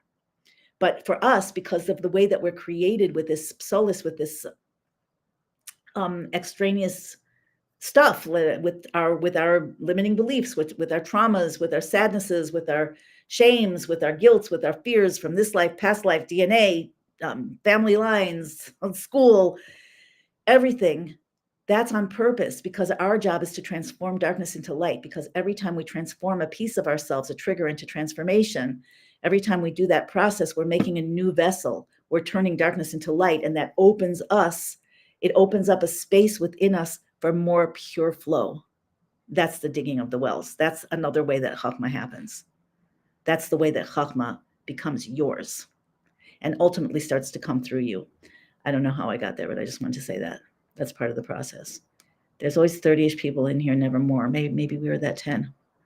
Well, there are people on Facebook. I guess we have people on Facebook, Twitter, YouTube. Yeah, I see 43 right now. We'll build those numbers. You know what? I've seen so many people. Here's how you could support me if you want to. You don't have to. I remember watching. You guys know Alex Jones? Know who he is? He's becoming famous now. I first heard Alex Jones, I don't even know how many years ago. I was camping with my husband in the Catskills, and we had this little shortwave radio, and I was like, couldn't sleep. And I was in the camper, and I was turning the dial, and I hear this guy, Prison Planet. And I started listening to him, and he was on shortwave or whatever. He didn't have a radio station, much less a TV station. And he was saying things that I thought were interesting. So I tried to tune in, a few more times. Sometimes I found it, sometimes I didn't. Then one time I was listening to the Coast to Coast AM and the nighttime show that used to be Art Bell. I think it's still George Norrie. I haven't listened for years, but it's on like from 1 to 4 or 5 or something in the morning. My mom turned me onto that show so many decades ago, which is odd. A lot of my guests that I interviewed in Summits came from there. I heard them there, and then I found a way to contact them, including the time travel researcher and also Brad Nelson of the Emotion Code. Okay, side note. So why did I even say that? I got lost. I don't know. I'll just keep reading the list. Fishpin hurts when you're stung, yeah. Oh, I know what I was going to say. Yeah, people are chatting on Facebook. What I was going to say is that Alex Jones got an interview with George Norrie. His show went much bigger, but he just kept broadcasting every day. He started from, I don't even know when. When did I first hear him? Probably 25 years ago. I don't know. And then he was on the radio, broadcasting every day, hours every day. And then he had his own TV studio and whatever. He's not the only one. Like our wonderful Rabbi Wolf, I just checked his most recent video from 24 hours ago or so, and he has over 2,000 views now. And he used to have like 30, 40. Did he get better? I mean, it seems like he always gets better, but that's not the point. The point is when you're out there consistently, numbers grow. If somebody likes what you do, if you like what I do, could you like it? Could you click like? Commenting is good. Sharing is excellent. It's one of the reasons I like Facebook. I just have to get myself to keep coming back. And I've known this for many, many, many years. I just haven't done it. Okay. God's revelation of oneness will be the best, worst thing to happen, depending on where people are. It says that Moshiach will be a surprise. For some, it will be like a special, beautiful gift. And for others, it will be like a scorpion sting. It depends on where you are. Okay, I want to read the comments and then I won't have something else to say. So Gib, seeing Moshiach is to see it in someone like the Rebbe so we can see it in ourselves 100%. So we know who's appointed to give us the instructions that are exactly needed for our times. Remember I said that in every generation there's a soul that's the central soul that's Ra'ui. The Rebbe said it before that inspired the Kabbalah's Panim. Is appropriate to be Moshiach, but because the generation is not ready, he's not activated in his mission. And then the Rebbe said, but in our generation, everything is done. And all we have to do now is to greet and accept Moshiach in literal actuality. I used to think, that would be a no-brainer. Like, who wouldn't want that? But it's not like that. But I think we're getting to that place. So one of the things that must happen is that Redeemer has a Torah. We call it their Torah. It's the Torah, but it's like if I'm teaching Torah and I have an insight, you could call it, you could call it, in a sense, my Torah is obviously not my Torah, but it's like my watchword. It's the thing I say from the Torah, the way I see it. So, but that's not the case with the tzaddikim. The great tzaddikim are literally receiving prophecy, like the Torah Chadasha, seeing things, like we learn in Shar Yichud, that the teacher is seeing the reality of divinity, and he's finding the words that the student will understand in order to make the transmission. The bigger half of the transmission is the student. The student must be bittul. The student must be open and yearning and salivating to hear the words of the teacher. When those two things happen, the connection is made, and something from above us and beyond us can transmit into us. Then we have to dig into it and learn it and understand it and apply it and integrate it. And that's all of that is described in Shar Yichud, but that is the process. So that we have to learn his teachings. We have to connect with him. It says in the Tanya, chapter 5, page 173. I've got a story about that too, which I'm not going to tell right now. Total miracle story, unbelievable. I have so many miracle stories that are lo yaman, that really. I mean, it's a gift. It's not. We can all have miracles. We're supposed to. The Rebbe said so. We have to work on ourselves to go beyond our nature till every time we take a step literally beyond our nature, the laws of nature that confine us will also move. Paraphrasing the Rebbe. So because our generation is the generation, we have to look to our tzaddik of our generation. Someone asked how long it is. I learned that the generation in this context of a tzaddik is until his mission is finished, and the next mission replaces it. What's the Rebbe's mission? Self-proclaimed on the 11th of Shvat in 1951. What is the Rebbe's self-proclaimed mission? To help us to bring Mashiach. I won't do it for you, but I will help you. So until that's done, this is the generation, same generation. Sadly, there have been many losses already in this generation and many hard things. We just need to wake up. And so, the self-development, the deep learning and all is what I really worked on and taught and shared throughout these past decades. But it's very obvious to me. I can see and feel, even in you guys, even in the way that you're talking and in the energy that I feel from you and, whatever, that it's time to connect with the identity of Moshiach as a human being. First of all, the Rebbe said that that's all we have to do. everything in our generation, everything has been done, and all we have to do is to greet and accept Moshiach, the righteous Redeemer, in literal actuality. So it gives a lot of credence to the idea that if we can do that, understand that and do it, like I told you, we made signatures, we gave them to the Rebbe. If we can do that, we help activate Mashiach. I mean, it's not speculation, it's true. The Rebbe said to continue to do this until you reach God in Zion with a true and complete redemption. But, maybe I fell down on the job. I don't know. But that kind of light, that makif light, that surrounding light that's too big for people to kind of internalize, but they can't help but see it, like the atheists that, that go to the Rebbe and they're like, oh, holy, he changed my life. Why? Because you feel it, it. You're in the presence of godliness, malchus. Your heart's pounding. You can't get a word out. Why I didn't go through that door? Why I didn't knock on the Rebbe's door? Can you imagine? Even now thinking about it makes my heart pound. I still couldn't do it. I don't think I could. Maybe I could, knowing what I now know. I don't know. But that's not where we are anyway. But when we accept the king, this is the whole idea of a king also, like we crown God on Rosh Hashanah with our prayer and with the blowing of the shofar. And does God need us to make him king? Well, yes. Why? Because that's the structure of the universe. That's the structure of creation. We don't know what a king really is, because in our world, a king is generally a dictator, if he's not just a puppet, figurehead. A king, the real kings in the day, and some of them even, the kings of dictatorships, of totalitarian governments, can say off with your head and the head goes off. That's not a king. That's not a king. That's not what melech means. Melech means I give you free choice. This is Hashem. He's the ultimate king. I give you free choice, and I love you. I love you like you're my only one. But because you have free choice, I have to let you make your mistakes.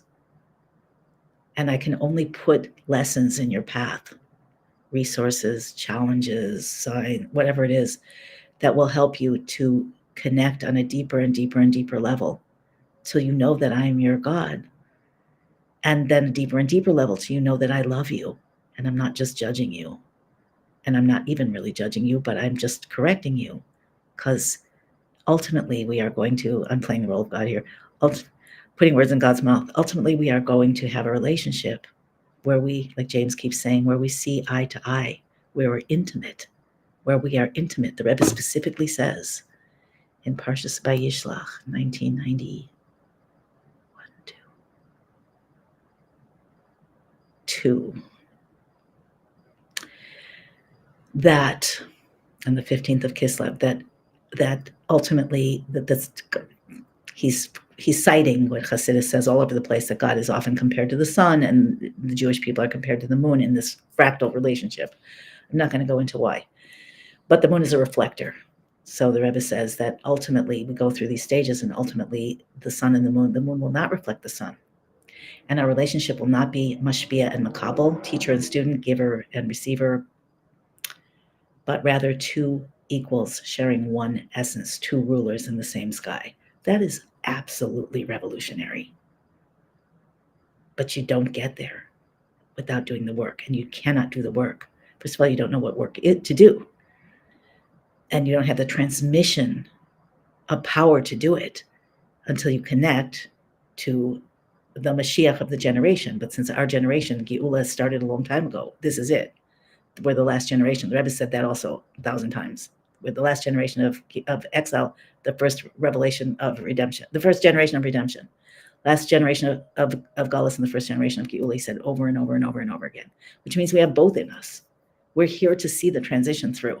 So it is time to connect. And another reason is because when we are waiting for Mashiach to come, and we're feeling bombarded with events, and it's a distant thing, and who is it, and when will it be, and could it be, and it's not real. In fact, it can be like a sad yearning, or like a cynical who cares. But when we can actually see a human being who is not like a regular human being, but is like the greatest human beings, the superhuman human beings, Abraham, Isaac, Jacob, Moses, David, Solomon, and even more, because he's receiving from all of them, and he is the one who has to have everything from every generation, all of the powers, who is the faithful shepherd that gets passed through every generation into this final Redeemer and is connected to the generation. So the king is in a symbiotic relationship with his subjects. The kings of old would be crowned in England, long live the king is dead, long live the king. And that comes from the Torah, where King David was crowned with the words, Yechi Melech David Le'olam, make King David live forever. And he is living forever as in this transmission. Do you know that the Davidic dynasty, they have a crown? I know this. I'll tell you why I know it. I don't know if I've said this publicly before. If I have, it was not more than once or twice. Maybe I said last week. Anyway, they had a crown. Their head was big and strangely shaped. I don't know what it looked like, but that's what I was told. And so the crown had to fit like Cinderella. The crown had to fit on their head. The reason that I know this is because the only crazy idea that we ever came up with, mostly I came up with them, and had to sell them to other people. But anyway, but probably not only me. Let's just say the crazy ideas that we came up with, the only one the Rebbe didn't endorse was the one of making him a crown and giving it to him. And clearly now the time wasn't right, but we had a sponsor. And he was a wealthy man, and he was a jeweler. And he said, I don't care what it costs, $1 million. You have to get me the measurements because it has to fit King David's head. So when I went to investigate with rabbis, somebody shut it down. I don't know that they went to the Rebbe. They just told us, they probably didn't, but they just told us you can't do this. So, and it was the force of law, they came down on us, and usually we could sneak in and I'd get the Rebbe to endorse before anyone could stop us, but it didn't happen that time. Anyway, it's up to, we have the symbiotic relationship, which is why when there is no king without a people, but literally the king is made of the people and the people are made of the king. The king is the collective that comprises the parts. The parts are the essential beingness that makes up the king. It's true with God. It's true with the kings of Israel, the kosher ones. They weren't all. Probably most of them weren't. And it's definitely true of Moshiach. It's true of the central soul, every central soul. It's true of Moshiach. So Moshiach needs the king, just like God needs the people, in order to activate this relationship of growth and connection and openness and learning and yearning and expansion that we're describing. God puts all the power to crown him in our hands, and he gives us free choice, and he waits, and he supports, and he waits, and he supports, sometimes lovingly, sometimes, a little push. Sometimes it's a big push, and he waits, and he's waiting. And enough got accomplished so that Moshiach got sent on his mission. And the Rebbe had 2 strokes. Not that that's a necessary sign of Moshiach, but it happened. And that's when people popped up with what the Alter Rebbe said about the soul of Moshiach coming in like a stroke. Did it have to be like that? Before the fact, we could say no. After the fact, we have to say yes, because it happened. But what does it have to be like now? That's the question. And we're asking, the question we're answering right now is, what difference does it make if we recognize the Rebbe as Mashiach? So when we recognize that the king is the king, and there's a certain way to take on that relationship of a subject to a king, of a loving, deeply bonded, mutual. There's no love like this. There's no love like this other than love of God.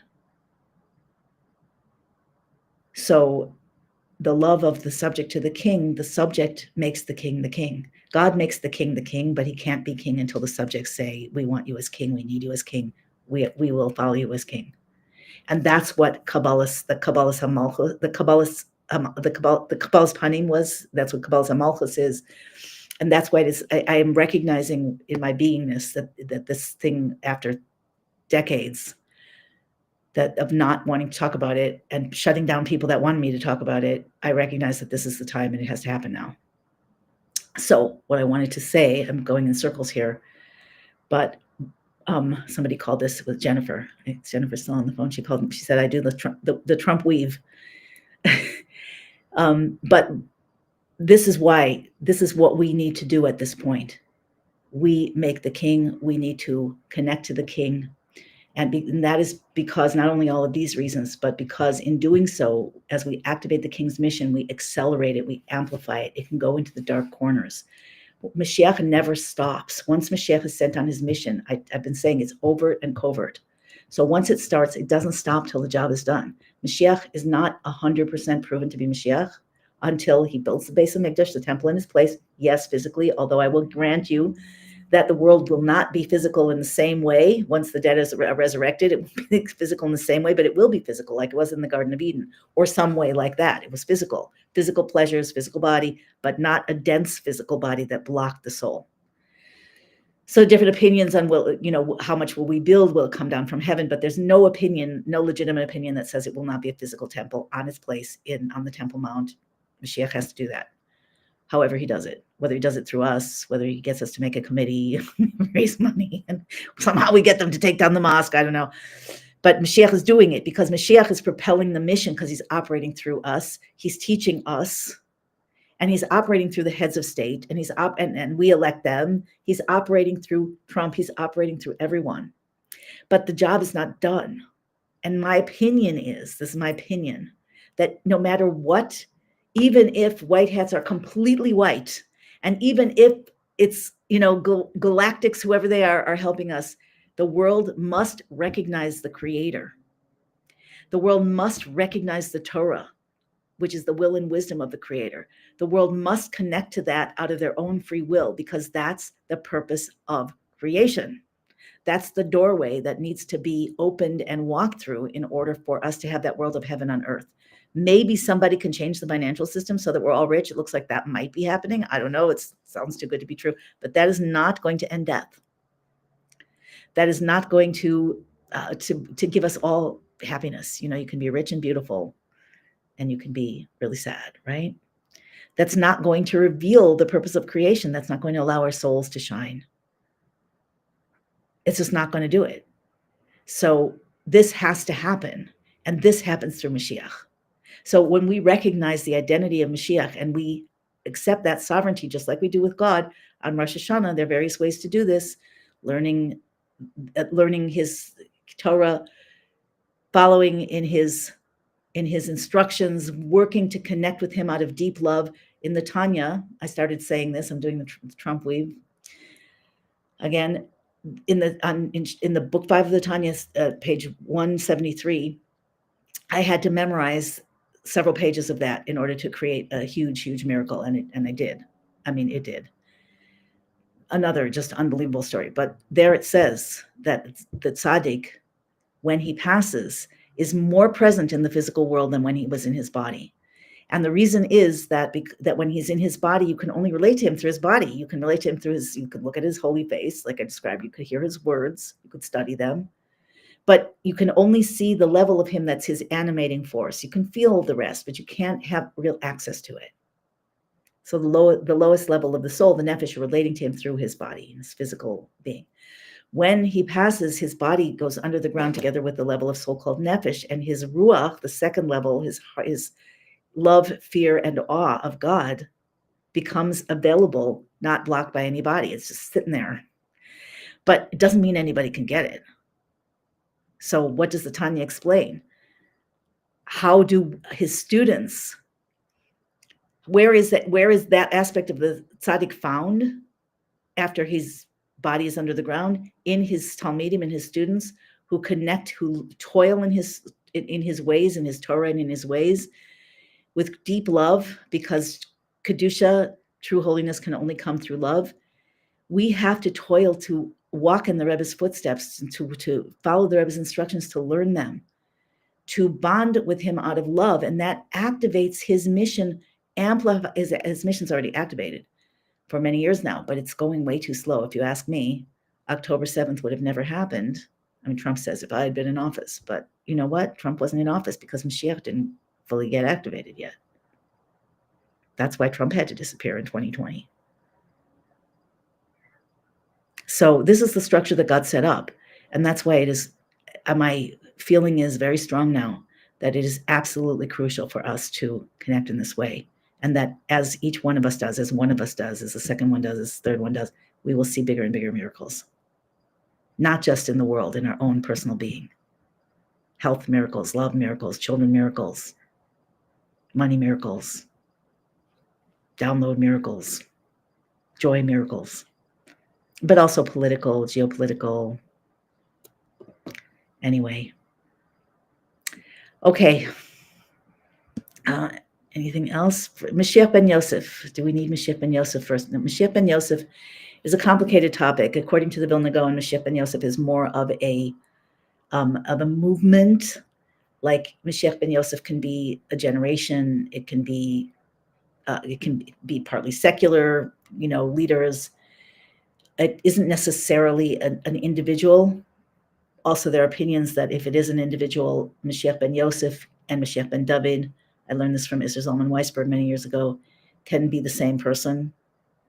I can tell you, I'm not the world's biggest expert on Moshiach ben Yosef. I'm pretty fairly knowledgeable about Moshiach ben David, because that's been my thing since 1991. Like the burning bush. Sometimes I do feel burnt out these days, but then sometimes I don't. Anyway, so I never heard anyone talk about Moshiach ben Yosef, because where we're at now is Moshiach ben Yosef's job. Maybe that's the first stage of Moshiach ben David, actually, according to the Rambam. I'm saying maybe. According to the Rambam, there are two stages of Moshiach when he is activated at any time. The first stage, he has to be, I keep quoting this, but he has to be a direct patrilineal on his father's side. His mother's side, not, doesn't count. Has to be on his father's side, be able to trace his ancestry in public, back to King Solomon and King David. He has to be deeply absorbed in Torah and mitzvahs. He has to know all aspects of Torah, from the 5 books of Moses to the Mishnah, the Talmud, the Midrash, the Kabbalah, the Hasidus. He has to know everything. He has to be deeply immersed, like the universally acknowledged. And that has to be his occupation. He has to compel the Jewish people to follow the Torah. Whether he compels, as a king, he doesn't compel through force. He compels through the force of his personality, which is why, the Rebbe has gone from, 2 shluchim, 1 and 3 emissaries to 100 to 1,000 to 2,000 to 5,000, 6, 7. I don't know what they're up to now. Families that are out in the corners of the world, not to mention, heads of state and millions of people who are endeavoring, who are influenced by the Rebbe and moved by the Rebbe, nations moved by the Rebbe. He has to compel the people to follow the Torah, and he has to support its breaches. This is one of the biggest things that's been triggering me if you've been following me, because the job of Moshiach is what is a breach? If there's a wall around the city, like the wall in Jerusalem, if you haven't seen it, it's awesome. It's a medieval wall. It's not from the Torah times, but it's many centuries old, and it's a wall like in the movies. Stone wall. You can see the turrets and the spaces where the archers would stand and they'd shoot their arrows. So a breach in the wall, somebody breaks the wall, now the troops can get in. So Moshiach has to be repairing the breaches of the Torah. And I guess that's the spiritual reason. Sometimes there could be personal reasons that I need to work on, but that's the spiritual reason why to me, this is so ultimately important, to stay in the line of the Torah. If you would study the Chassidus of the Rebbe, you would know that everything is possible and everything is necessary, but it's inside the Torah. The Torah is everything. There's a structure. Like when the body works the way it's supposed to, you don't find a bladder cell acting like a fingernail. That doesn't work. The soul can be fully embodied when the body can be fully healthy when the soul is fully embodied, and vice versa. They go together. So when there can't be a breach in the wall. Moshiach has to repair the breaches, and he has to. This is all in the first stage. This isn't even the final stage when he's definitely Moshiach. This is when he's halachically presumed to be Moshiach. The Torah says you must consider him Moshiach when he does these things, all of them. And he fights the wars of Hashem. What are the wars of Hashem? The wars of God. So the wars of God, the Rebbe explained, are the wars over the integrity of the Torah. Again, we have its breaches. The integrity of the Torah means the Torah is not one part of the Torah. It's not just the law. It's not just the 5 books of Moses, like some have believed in the past. It's not just the Talmud. It's not the Talmud. It's not just Kabbalah. It's not even just Hasidus. It's all. That's the integrity of the Torah. You don't change a word of Torah outside of the rules. You don't change a word. You can use the rules to add more words, to add interpretations that could be legitimate. So this is so important. If people don't know it, they can think anything they want, but it's not going to be true. It's not going to be Torah. Torah is God's wisdom and will. So that the integrity of the Torah, the integrity of the Jewish people, the Rebbe fought for this a lot in Israel. It was called Mihu Yehudi, who is a Jew, because there were efforts on the part of the reform movement to blur the lines of who could be considered a Jew. Anybody can be a Jew. Anybody can be a Jew. You're automatically a Jew if you're born to a Jewish mother, which is a plus and a minus, because you're in a binding contract with God. And your people it affects your people what you do. But if somebody's willing to, go through the process and earn it, anybody can be a Jew. You can't be a Jew if you don't earn it. Not now, anyway. That's fair, right? So the Reform movement wanted to change that. People like to change the Torah. I think we're all by divine providence exposed to everything that we need to be exposed to in order to be who we're supposed to be, to do what we're here to do.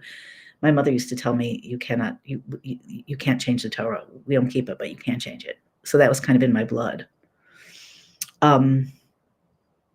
Anyway, so the integrity of the people, the integrity of the Torah, and the integrity of the land of Israel. And the Rebbe, if anybody knows the Rebbe for decades, the Rebbe was literally sometimes, I don't like to use the word screaming, but he would, in this room, this very large, very, very large hall, 770, filled with thousands of people, and the Rebbe would be like, like screaming, like Mordechai lo yichre velo yishtachave. Like he was talking about at one point that the PLO was almost defeated, and they ran to Damascus, and they were hiding there, the ragtag band, and President Reagan left America so he wouldn't have to address the problem. He was giving, the Rebbe said this, I was there, that he was giving the Israeli army and government this permission to go in without opposition and destroy them once and for all, and they brought them back. And the Rebbe is screaming about it and crying sometimes too. And he said, that's because of the Jewish inferiority complex. He said it. I think he said it in English. The Jewish inferiority, because he was speaking in Yiddish usually. The Jewish inferiority complex. And then he screamed that. The Mordechai from the times of Esther did not bow down to Haman. He didn't bow down. He didn't submit himself. And he said, that's what we have to do. So these are the wars that the Rebbe has been fighting all this time. This is the first stage of Moshiach. But he fights them through us and through covert means, spiritually. But it has to happen through us, just like God. God could end this in a second. He never had to start it. But this is the plan. This is how we get elevated. This is how we become partners in creation until we can see God eye to eye. This is how we are human individuals that can be also infinite. That's our track.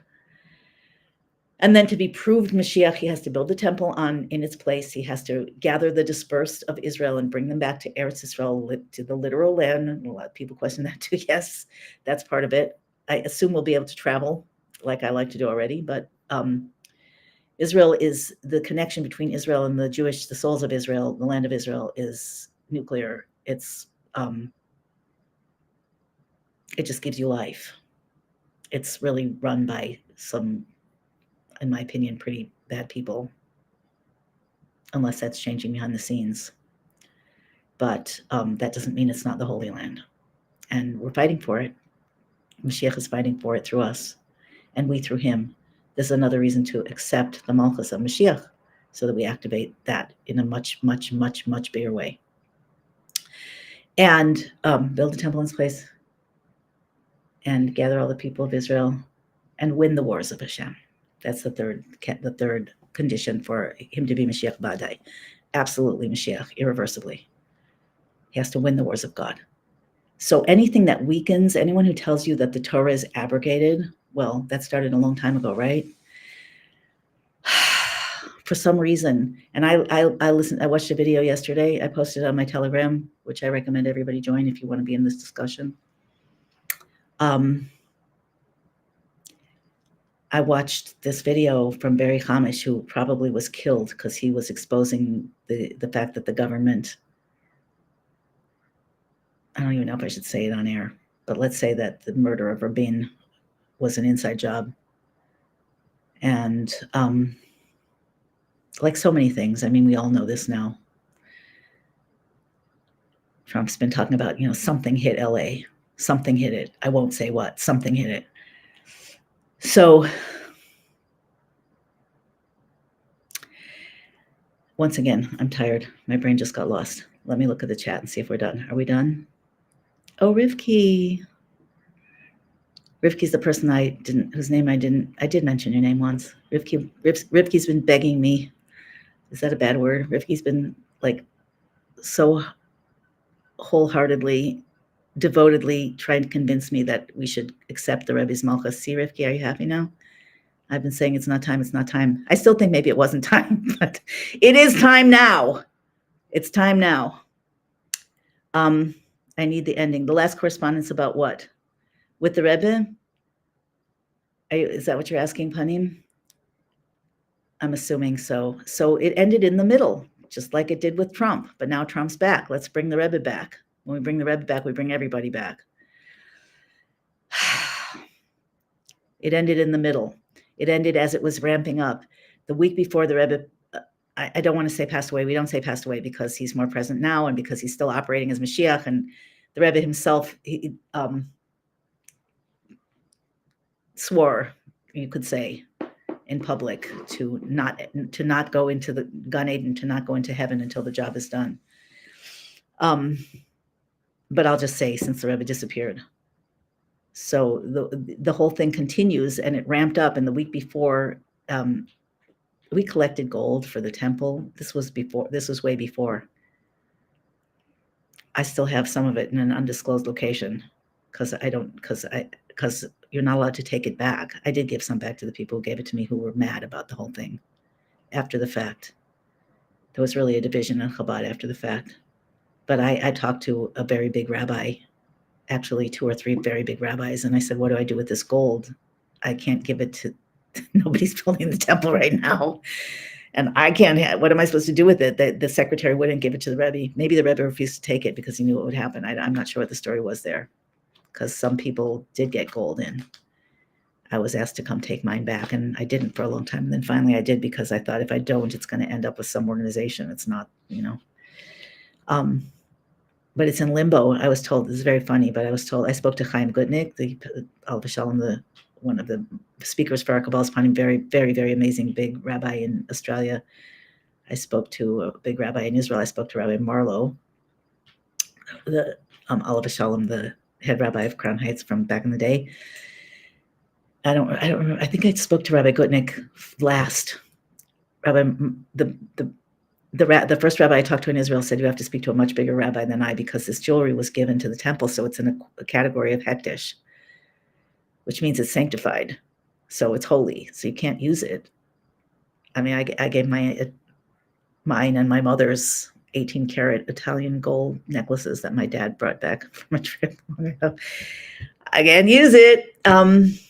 Anyway, so he said, you have to ask a bigger rabbi. Ask Rabbi Marlowe. So I asked Rabbi Marlowe. No, maybe I asked Rabbi. I don't remember who gave the punchline. Excuse me, sorry about that. But I asked one of them, and he said, you have to get someone to be mater hekdesh. You have to get someone to nullify this contract.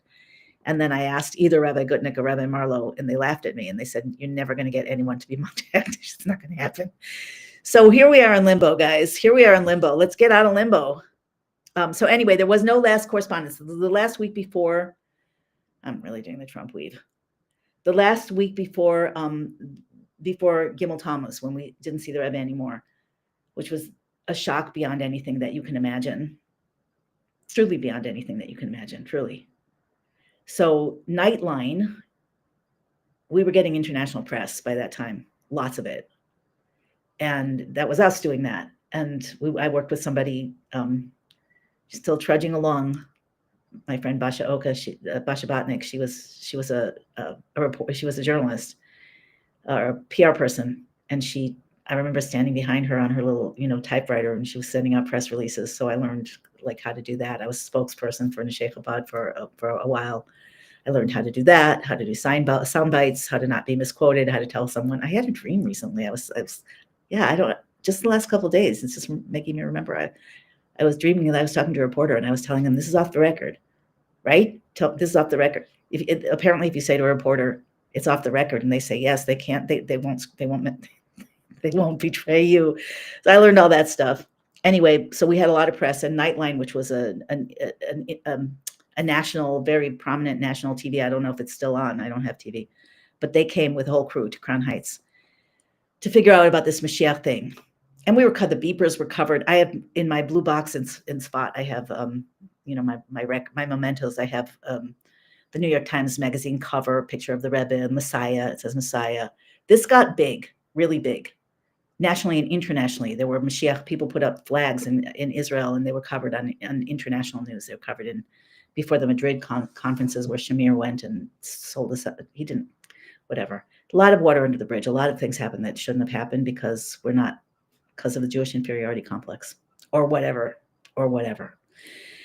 So anyway, the Nightline crew came, and they walked around Crown Heights. They went down the streets. They went to the synagogue. They went to people's, wherever they went, cafes, and they asked people, do you believe the Rebbe is Messiah? They were trying to find the alternative point of view. They were trying to find somebody who would say on record that they did not believe that. They couldn't find a single person, not one. Were there people who were skeptical? Yes, there were. Not too many, but they were there, but they wouldn't say so in public. So that's what happened. Somebody asked me about the final correspondence. This was like the final correspondence, but then everything went south. Then all of a sudden we had a funeral. And it was beyond devastating. I was driving with my husband home from visiting family in New Jersey, in South Jersey, and we heard it on the radio. And I didn't want to believe it. And I called my friend whose husband, the Chayabar Halvershan, the one who took the videos and got the facts from the chief rabbi of Russia. He was texting her from the hospital, and he said to her, Baruch Dayan Emes. He said that the Rebbe had, it was not believable. And the pain of those days was beyond, I cannot describe. What I can tell you that might describe it a little bit is, I told you I lost this baby, Alti. She's buried in Montefiore Cemetery in what they call the new section. It's not so new anymore. That's where the Rebbe's gravesite and the previous Rebbe are, that holy place where sometimes 50,000 people a week go and heads of state go and miracles happen. Trump was just there. I heard he's going back. This is really, guys, this is what Moshiach looks like in this stage. Open your eyes, you'll see. And all the instructions are in the Rebbe's teachings, all. And all the transmissions for all the miracles, for all the power. The Rebbe says, based on Hasidus, that each one of us is the balabas. We're the owner of the universe. We have the power to change reality, but we have to know how to do it. That's the transmission. Anyway, so I went during the Shiva week. A reporter from a Jewish paper asked if I would do an interview. And we went, they picked me up and they took me to the Ohel, and it was in the middle of the night. It was like midnight, and birds were singing. I'll never forget it. And there were Bachrim, like young rabbinical students, sitting on the ground, leaning back on headstones, saying psalms, surrounding the Rebbe's gravesite, like hundreds of people. And we were there for a little while. And then I asked them if we could go and see my baby's grave. And that was a few blocks. We walked there, and then we walked back. And they were asking me like how I felt. And I said, the grief of losing that baby was indescribable, but it's the grief of losing the Rebbe was much more. Just so you know. So a lot of fallout, a lot of things happen in the world, a lot of growth, a lot of chaos, a lot of tragedy, and now it's time. Now it's time. Every soul is needed. I was just telling Rivki right before the call that I don't know if I'm going to follow through because I have to go back to Israel in a few days, but maybe we could do it together. I would like to have some version, I'm not sure how to do it, of the petition that we started that Rivki has continued with over and over, to accept the Rebbe's Malchus more. I feel like this is the time to do it in a bigger way. I'm not sure what that would look like, but if anybody has suggestions, get on my Telegram group and share them. Rivki, if you're not on my Telegram group, you should be. We need you. We're discussing it there and other related things. The COVID lab leak expedited the revelation. Everything does, but we don't want it to be like that, right? Birth can be painful. We don't want it to be painful. It's been way more than enough painful. It's got to be miraculous now, which is what the Rebbe said. The Rebbe never wanted this pain. He told us, miracles, do miracles. He told us so many things that we did not do. And I'm not blaming us. You know what? I'm really tired of blaming us.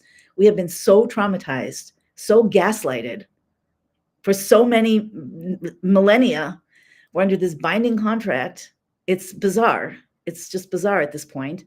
But what if what we have to do now is just to know that it's happening and just to lend our yes? And just, a few, maybe to add a mitzvah, maybe to study some more Torah, maybe to share, this idea with people or to learn more about it. Learning about Moshiach, the Rebbe said, it's the straightest way to learn, to bring Moshiach in actuality, to learn about it at all levels of Torah, in a manner of Chachma, Bina, and Das, but Ofen HaMiskabel, he said, in a manner that you can actually internalize it in your Chachma, your right brain, your left brain, your Das, goes into your emotions, your brain changes, paradigm shift. That's what it means. We have to have a paradigm shift so it's real. You can see that I had a paradigm shift a long time ago, right? It's probably obvious.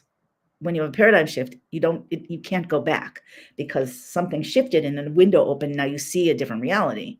You can't just pretend it's not there, even if you have like, what is going on here? So that has to happen. That's really, really important. And then he said, because this is the Tzav Hashad, because this is the call of the hour, it goes without saying that it applies to every man, woman, and child of our generation without any exception whatsoever. Those are the Rebbe's words, pretty close to exact. That means everybody has to learn this. I don't think at this point it would take much more. We're already so much more on track, although I hear from all kind of different corners that, things are going to happen. It's not going to be so smooth. So far, I think because we are doing things, it's become more smooth. And it will keep becoming more smooth and more accelerated. There are two ways that Mashiach can come. He can come in a miraculous, accelerated way, or he can come slowly changing the laws of nature, or he can come both together, which is where we're at. We need to lean into the miraculous accelerated. And we do that by not on our own, and not by speculating or not speculating because, it's not for now. No, it is for now. It is for now. So who is it? I know some people have candidates, but who's an actual other candidate that fits the criteria? Whose mission continues, whose impact grows, who has given us everything we need, overtly and covertly. So we have to participate in this. You called me Lubab? You called us Lubabs? Yeah. James, do you believe that? Am I way behind in the chat? Somebody's asking if James believes that this is Mashiach, this is Christianity. Is it? Mashiach is not God. Chaya Rose, Mashiach is not God. You're right. God is not a man and never will be. Mashiach is not the Torah. Mashiach is a man. If you don't know that, it's because you didn't learn it. You see how we have to learn things? When the Rebbe first announced this, by the way, people in Crown Heights didn't know. People in Crown Heights were astonished and very upset because they were told Mashiach's not a man. It's a spirit. It's something. And then we had to take out the books. our teachers had to take out the books. Oh, it says here Moshiach is a man. He's descended from David. He's got to do this. He's got to do that. So yeah, Moshiach is a man, and Moshiach is not God. Moshiach is a human being, but Moshiach has a mission. He is the largest soul of all human beings. He has a soul that contains all the souls of all human beings, and all of us have a piece of Moshiach in us. We are one body. The truth is we are still one person like Adam was, but we're splintered into a lot of different parts. We have a lot of autoimmune going on. So we have to understand the laws, the structures, the descriptions, the actions. We have to understand that.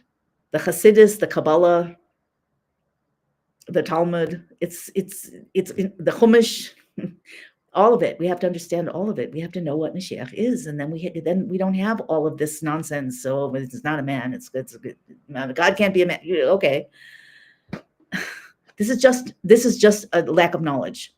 That's all it is, and it's nobody's fault if they don't know anything. If they don't know, it's only your fault if you don't want to know, or if you stick to your opinion over what the Torah says. Because people's opinion is not the Torah. People's feelings are not the Torah. People's intuitions are not the Torah. Can you have those things with the Torah? Yes, but if they contradict the Torah, they're not valid. You got to dig deeper. That's where the digging comes in to connect to real Chachma. I'm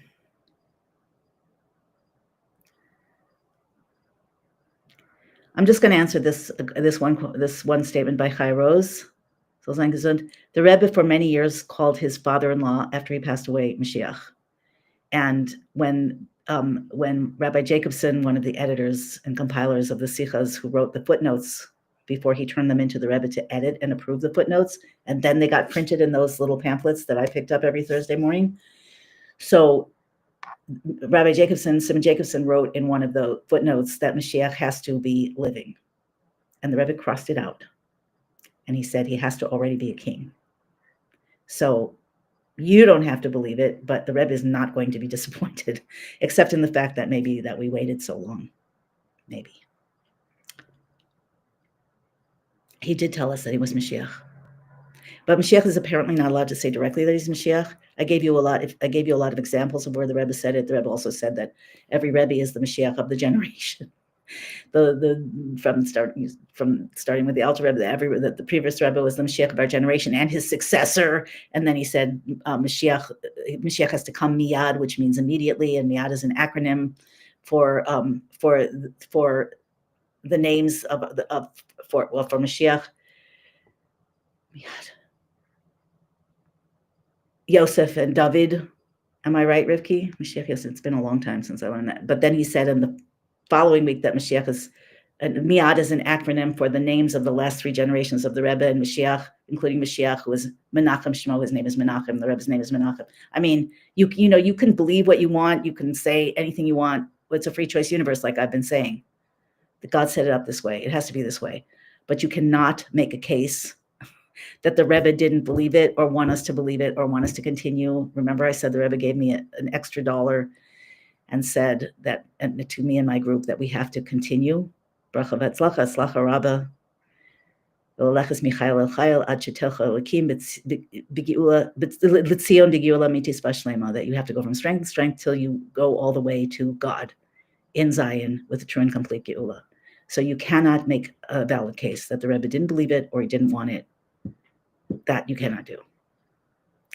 And you can't make a valid case that the laws of the Torah aren't what the laws of the Torah are. You can't make a valid case that what the Torah describes isn't what the Torah describes. That's what I feel I'm here, among other things. Like when I get out publicly in my gateway, I teach coaching programs. I don't have one going right now, but I will be creating that. This is personal stuff. I'm teaching in my gateway program and mentoring, but this is where I'm out here in the world talking about this. What I feel my role is just to tell the truth. What is the truth? What am I telling the truth about? What the Rebbe said, what the Torah says, how that applies, what it means to us, what happened then, all of that. And if somebody doesn't know the truth, great, come and learn. If somebody doesn't like the truth or doesn't want to know the truth, what can I say? It's free choice universe, but we don't have the choice of getting out of it. We have to change it. We have to do our job.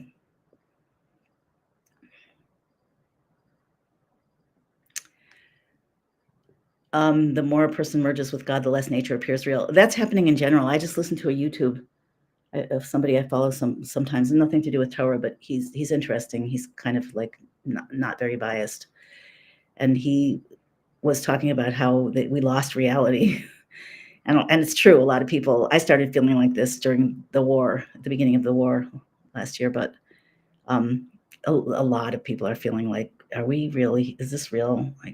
And they're like a lot of glitches in the Matrix. And I'm really wondering, I'm thinking of rewatching the movie, now I forgot what it's called, Inception? The one where the guy's in a dream, and then he's in a deeper dream. He wakes up, and then it's still a dream. He wakes up, and it's still a dream.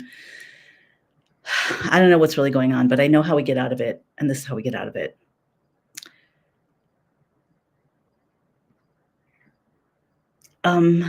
Okay. Hi, James. I'm so glad you're here.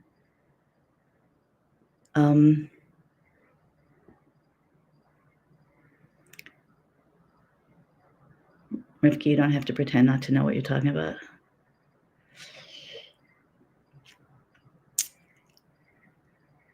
Okay. Will Moshiach have the spirit of the Rebbe? I'm not sure what that means.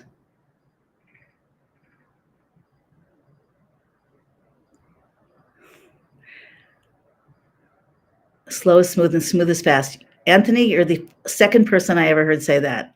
Well, the third, because I say it, because I heard it from the first person. Isn't that a great quote? They say that in the Army. Slow is smooth and smooth is fast. Okay, I'm quotes that are hostile and opinionated and not based on Torah, I'm just going to ignore. James, watch me not getting triggered. I hope. I'm just going to ignore them. But anybody who wants to learn should learn. Okay, yeah, we had to awaken. There are different opinions on if it would. It says there are different opinions. It says if it's from the dead. Actually, the quote is it will be Daniel, but that's an old quote. Moshiach is the person who is doing the mission of Moshiach. Actually,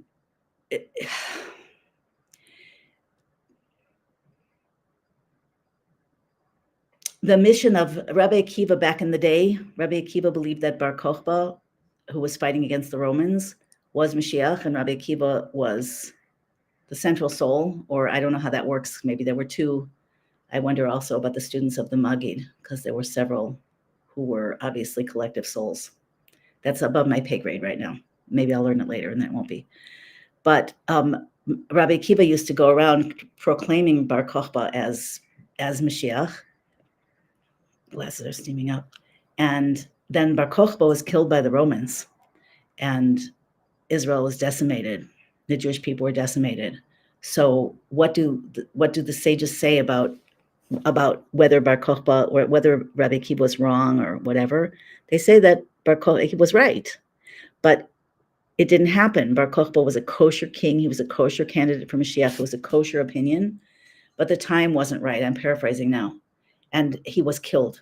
And the idea that he was killed, the word that's used is narag, he was killed, meaning he was fighting an enemy that was stronger than he was, and they defeated him. And then there was a lot of bad, painful, horrible stuff that happened because he didn't win. The foreign forces won. That has not happened here. Moshiach has the Rebbe replaced that he has to be from the living with. He has to already be a king. He has to already be doing his mission, and he's still doing his mission. His mission is growing. His followers are growing. His impact on heads of state, Trump, Millet, others, growing. The numbers of his emissaries are growing. The people learning his Hasidus are growing by millions and millions, leaps and bounds. The number of languages that his teachings are translated to, the number of channels that speak about his teachings the things he said to speak about, whether they're speaking about him as Moshiach or not. It's all continues to grow. The point is not that he is continuing to grow in his identification as Moshiach. I'm not sure that happened. I think that has to happen at this point. But the mission is growing. It's continuing. It never stopped. It never halted at all. Back at the time of the funeral, people were predicting, even in the papers, that his followers would go crazy, that they'd leave Judaism, that all the whole movement would be broken forever and go away. And it didn't. It accelerated. It grew. It deepened. It strengthened. Its impact is exponentially growing. You decide, but decide based on reality. Okay, looking at the comments, a lot of comments here.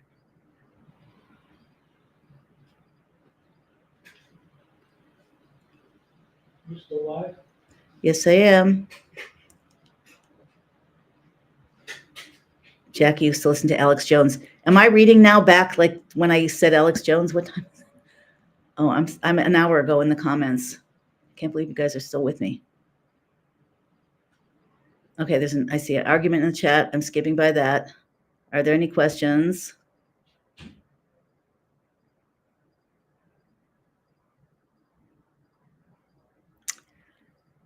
Jennifer, the Trump weave. I really like this, I don't know if this is, I guess it's working for some people, but I really like just hanging out, not having to be all polished and prepare, just to like talk. I think it's really good. It's really a good thing to do. Moshiach is the Rebbe pointed this out also. It's the same letters as Messiach, to talk. When you talk about it, it brings it out. Speech is revelation, right? Co-creation.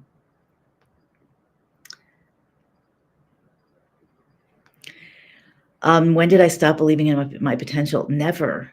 When my book comes out, I just have to finish this last revision, and then it should take 3 months to publish. You will see it's all about that. It's all about transcending death. It's all about activating our infinite power. It's not about believing in someone else so that someone else can activate their infinite power and you're a follower. That's not what it is. God also wants us to activate our infinite power through the system, through the structure.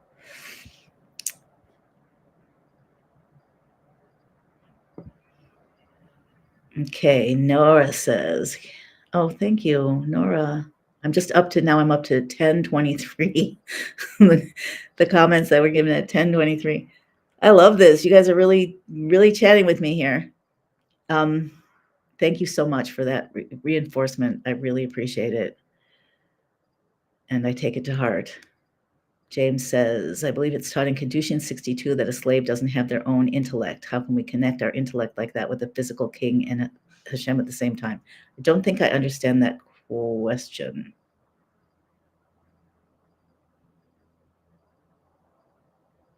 Are you a slave? Wait, I don't get it. I really don't get the question, James. But you could maybe rephrase.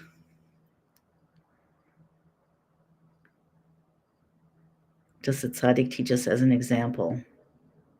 So I don't understand the question, but I'll try to answer anyway. If I'm on track, great. If I'm not, we'll do it again. The Rebbe said in a sicha. I wish I wish I had chapter and verse like some people do. I don't misquote. At least I do my very, very human best not to misquote. And if I give my opinion, I say it's my opinion. But I don't remember which sicha necessarily. Some of them I do, and some of them I don't if I haven't learned them for a long time. I'm just thinking back to a class that I was in Morristown, New Jersey when I lived there. We moved from Morristown, New Jersey in 2012, and this class was probably given at least 10 years before that by Rabbi Dubinsky, Zalman Dubinsky. And he was talking about, he was teaching a sicha, and he was talking about how, what the Rebbe said that he was talking about how his father-in-law, the non-Jewish Ger, Jethro, advised him that he couldn't keep seeing all of the people one at a time. So he should have leaders. He should have heads of 10, heads of 100, whatever. So that's the sikha was based on that. And then the Rebbe was saying that that we need to, what this means is that we need to, I think it's the same sikha, that we need to have an advisor, a mashpia. We need to get somebody that we can trust, that we can ask questions. And when that person is our officially self-appointed advisor, then the Rebbe, the answer they give us in that capacity will be from the Rebbe. The Rebbe will operate through them. And if somebody knows different and I'm wrong, let me know. But I think it's the same sikha that where the Rebbe said that he said, but there's another option, that if you toil in the sikhas, in the chassidus of the Rebbe, you will learn, your brain will become like the Rebbe, and you will not need anymore to go to a professional. You won't even need, this is how Rabbi Dubinsky explained it at the time anyway. You won't even need to ask questions in that way because your mind will have become like the mind of the teacher. I'm sorry, I feel very uncomfortable paraphrasing and not even being able to tell you which sikha this was from. So you don't have to take this as word for word if you don't want to, but to answer the question, you shouldn't take it as word for word, but to answer the question in general, the goal, and the Tanya says the same thing, and that the Tanya I memorized, so I know that word for word, that chapter of the Tanya. I memorized it and recited it for a year, every day, to create this miracle for a family member.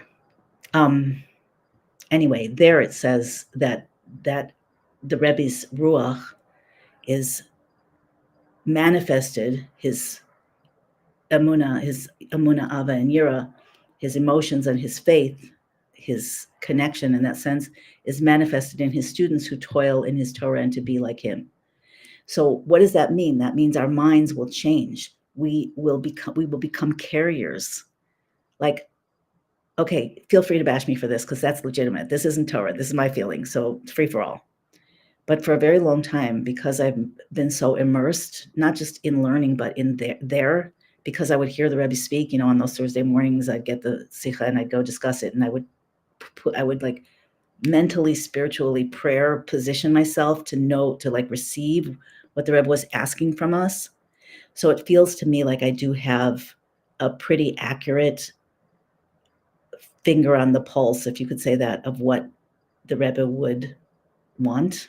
I can't say with 100% certainty. Of course I can't. But in general, I feel like I'm fairly qualified to assess what's aligned or what's not aligned. And if I can't do it, if I go deeper and I pray harder and I try to connect harder, I do feel that answers can come. And again, bash me all you want here. This is not Torah. This is just my experience that I believe. But it is based on the principle that, and my experience, that when you absorb something enough, it's not exactly the same, but it's even like if you have any teacher, or let's say you're a medical student and you have a mentor and you follow them around, you learn the basics and then you just follow them around for 20 years and you hear how you watch them consult with cases and you hear what they say and then you talk to them afterwards and you ask. I'm not saying I did this with Rebbe, but it's an example.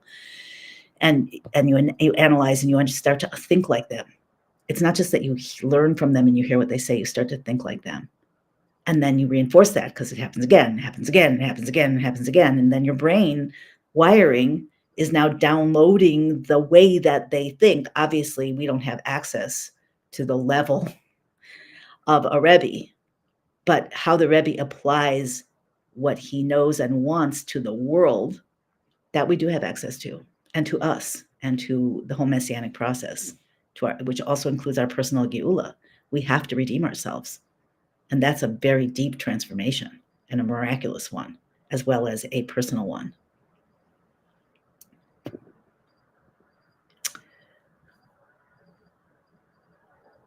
Okay.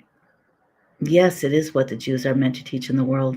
But the Jews aren't only servants, Servant to master is one role, and then there's child to father, And then there's subject to king. Like I told you, it's symbiotic.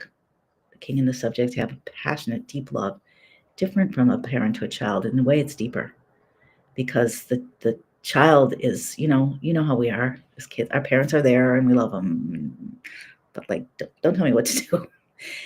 But it's a love, but it's a natural love. But the king to a subject, because the subject accepts the malchus, the sovereignty of the king, there's a bond that is created that is soul to soul, heart to heart, and mind to mind. And the subject then becomes an emissary. And what the Rebbe says based on the Torah, everything the Rebbe says based on the precedent and the deep learning, that Moshiach has to have, that any great Torah scholar has to have. It's not only Moshiach. This is how the Torah works. That any Torah scholar at all has to have, any Torah opinion has to have that on some level. But we have that role. We can take that role, and then ultimately the ultimate role is that we don't even need that we change and we reveal our essence. How do we change? Through this process, we reveal our essence, and we have our essence is the essence of God. It's the essence of the Shekhinah. So ultimately, that's why the Rebbe said, as far as I understand, that my understanding of it is that when the Rebbe said that the sun and the moon, the souls and God will not be like giver and receiver, but two equals, two rulers. I don't know if he said equals, rulers with the same shared essence. That's a real transformation. And that's not something we can claim. It has to be real. It has to happen. But yeah, I probably missed something. My brain is starting to glitch. Hi, Rose, I'm not giving up on you either, but you're wrong. How can I say you're wrong? It's not my opinion. The Torah says you're wrong. You have a misunderstanding of the Torah. Oh, I was answering about the Jewish people being servants. So we're all these things. And what I was going to say, what I forgot, was that the Rebbe says in Parshas Chai Sarah, not Chai Rose, but Parshas Chai Sarah, the Rebbe talks about the relationship between Abraham and Eliezer, his servant, who might also be the giant Og. Anyway, so he sent Eliezer, his servant, to give. That Sikha is all about what it means to be an emissary of anyone. A Rebbe is an emissary of God. You're also an emissary of God. Some of us are emissaries of the Rebbe or choose to be. I'm not official, but I choose to be in my way. And anyone can do that, but you have to do it in accordance with the Rebbe. If you're an emissary of someone, you're not speaking for yourself. That's the first thing. You're speaking for the person who's sending you, you're the emissary of. Like a proxy. If you're a proxy, you're speaking for the person who appointed you as proxy. If you have power of attorney, you're not supposed to do your own thing. You do what you were asked to do. They gave you that power. You do what you're doing for them.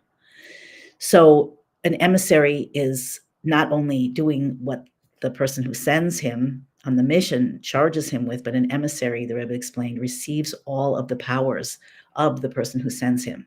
His point was that we are receiving all of the powers of Moshiach, we're receiving all of the powers of God as we're on this mission, that we can do supernatural things because we're doing it with God. God is sending us on this mission. Moshiach is sending us. You could look at it whichever way you want because it's all one chain. It's the same thing. So, and he explained that's why Eliezer, the servant, had a contract when he went to find a wife for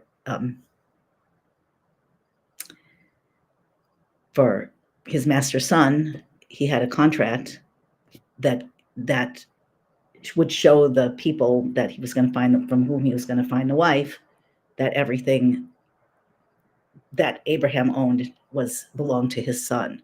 But meanwhile, the contract was carried by the emissary. He had the total power of attorney.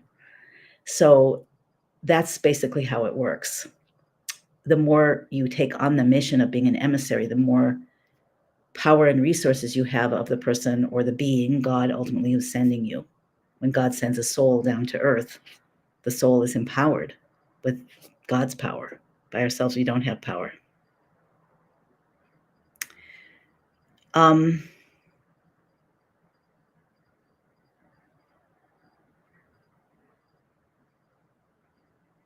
It's funny, everybody, I just have to say, everybody who says things like, who says they're saying things for your own good and they're saying it with love, they always end up saying that they got a revelation from somewhere and that's how they know. It doesn't work like that, you guys.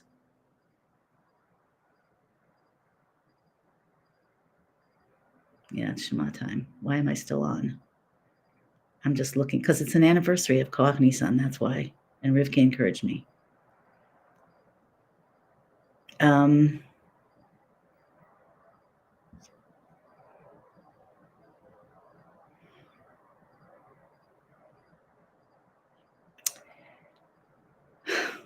just thinking in terms of Judaism. I'm thinking in terms of Torah. Torah applies to the world in specific ways. The Jews are the carriers of the Torah. God made a contract with the Jewish people to accept the Torah and follow the Torah, be bound to the Torah, learn the Torah, dig into the Torah, reveal the layers of the Torah, keep the Torah in practical reality until the time would come that the world stops killing us. Didn't quite totally happen, but maybe it did now. And then all of a sudden, we'll just share it with them. And yeah, some of us want to do that. But that doesn't mean that it isn't what it is.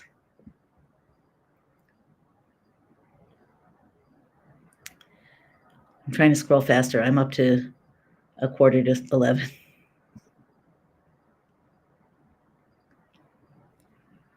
Seems like a strange fad. Who do you think is Moshiach?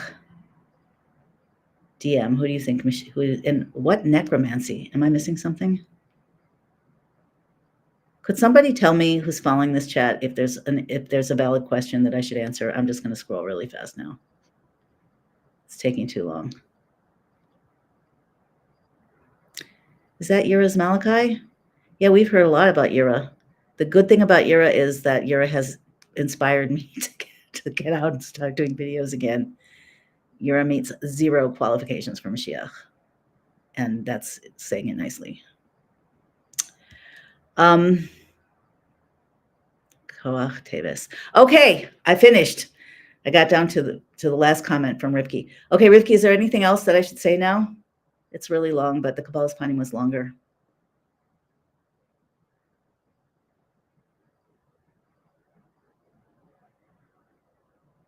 Like a needle went through clothes with its tip. Okay, guys, take care. Good luck on your journey. If you would like to join my Telegram, I don't have the link at the top of my head, but you just go onto Telegram and type in my name, Shifra Hendry, and it will take you there. But I will let you know I'm working on myself because during COVID, I was begging people to see what was going on some groups, and I was threatened more than once that I would have to be barred from the group if I talked about it. And I did not like that. And I understand what it feels like. And I opened up a group on WhatsApp at that time called Opening Your Eyes. And it was censorship free, except that if people personally bashed other people or put them down. So I'm just going to say about my Telegram group that everybody is welcome, but there are certain rules, and I will enforce them. And one of the rules is you don't get to bash Jews. And another rule is you don't get to bash anybody personally, but you can argue with people if you do it according to the rules of the Torah. You don't get to assert things. I mean, it could go on for a little while. Like I don't want to squash discussion. As long as the group is involved and people educate each other, that's legitimate. But we do not accept any opinion about anything that is not directly and validly sourced in the Torah. So I'm just letting you know that in advance, in case you come on ready to do that. If you tell us you're Mashiach, we're not going to have a lot of interest in that. And if you tell us that we're off and we're serving idolatry, we're not going to have a lot of interest in that unless you show us sources, which you cannot. So things like that. So just want to let you know. Okay. And I think that I am at the end. Hi, Edna. Hi, Give. Okay, guys, if you think this is, I don't even know if I want to suggest you share it at this point. But if you feel that it is making a difference for you, or if you feel that it's an important conversation, then do share it and see what happens. Take care. Yeah, the Telegram group is usually much calmer because it's not that interesting. It got this. That's could I just say, I said I was going to hang up, but I'm going to say one more thing. One of the reasons I think this is so important, I'm just musing with you guys. That's why we're on for 3 hours, because we're just talking. Like if you were in my house, I'd still be talking. You'd be like, I'm so tired. I got to go. Just one more thing. So one of the reasons is that I see that this topic is very, very important for people. Even if people are bashing and even if they're coming in with their opinions and their, whatever, like I could talk about spirituality, which I do, that's what I do for a living, transformation and deep learning and whatever. And yes, some people value it and they love it and they want it, but it's not like you're going to get a real lot, it's just, and I used to wish that I could talk about the news. Like I listen to people on YouTube who, talk about current events and whatever, even if I think they're stupid, sometimes I listen to them just because it's interesting and it's, it's real. So I see this energy with this topic that has that energy. And I don't know if it did in the past or if it's just because it's important now, but that's why the group was quiet before. Now it's not quiet because this is what we're talking about. We're talking about real things that people are passionate about religion.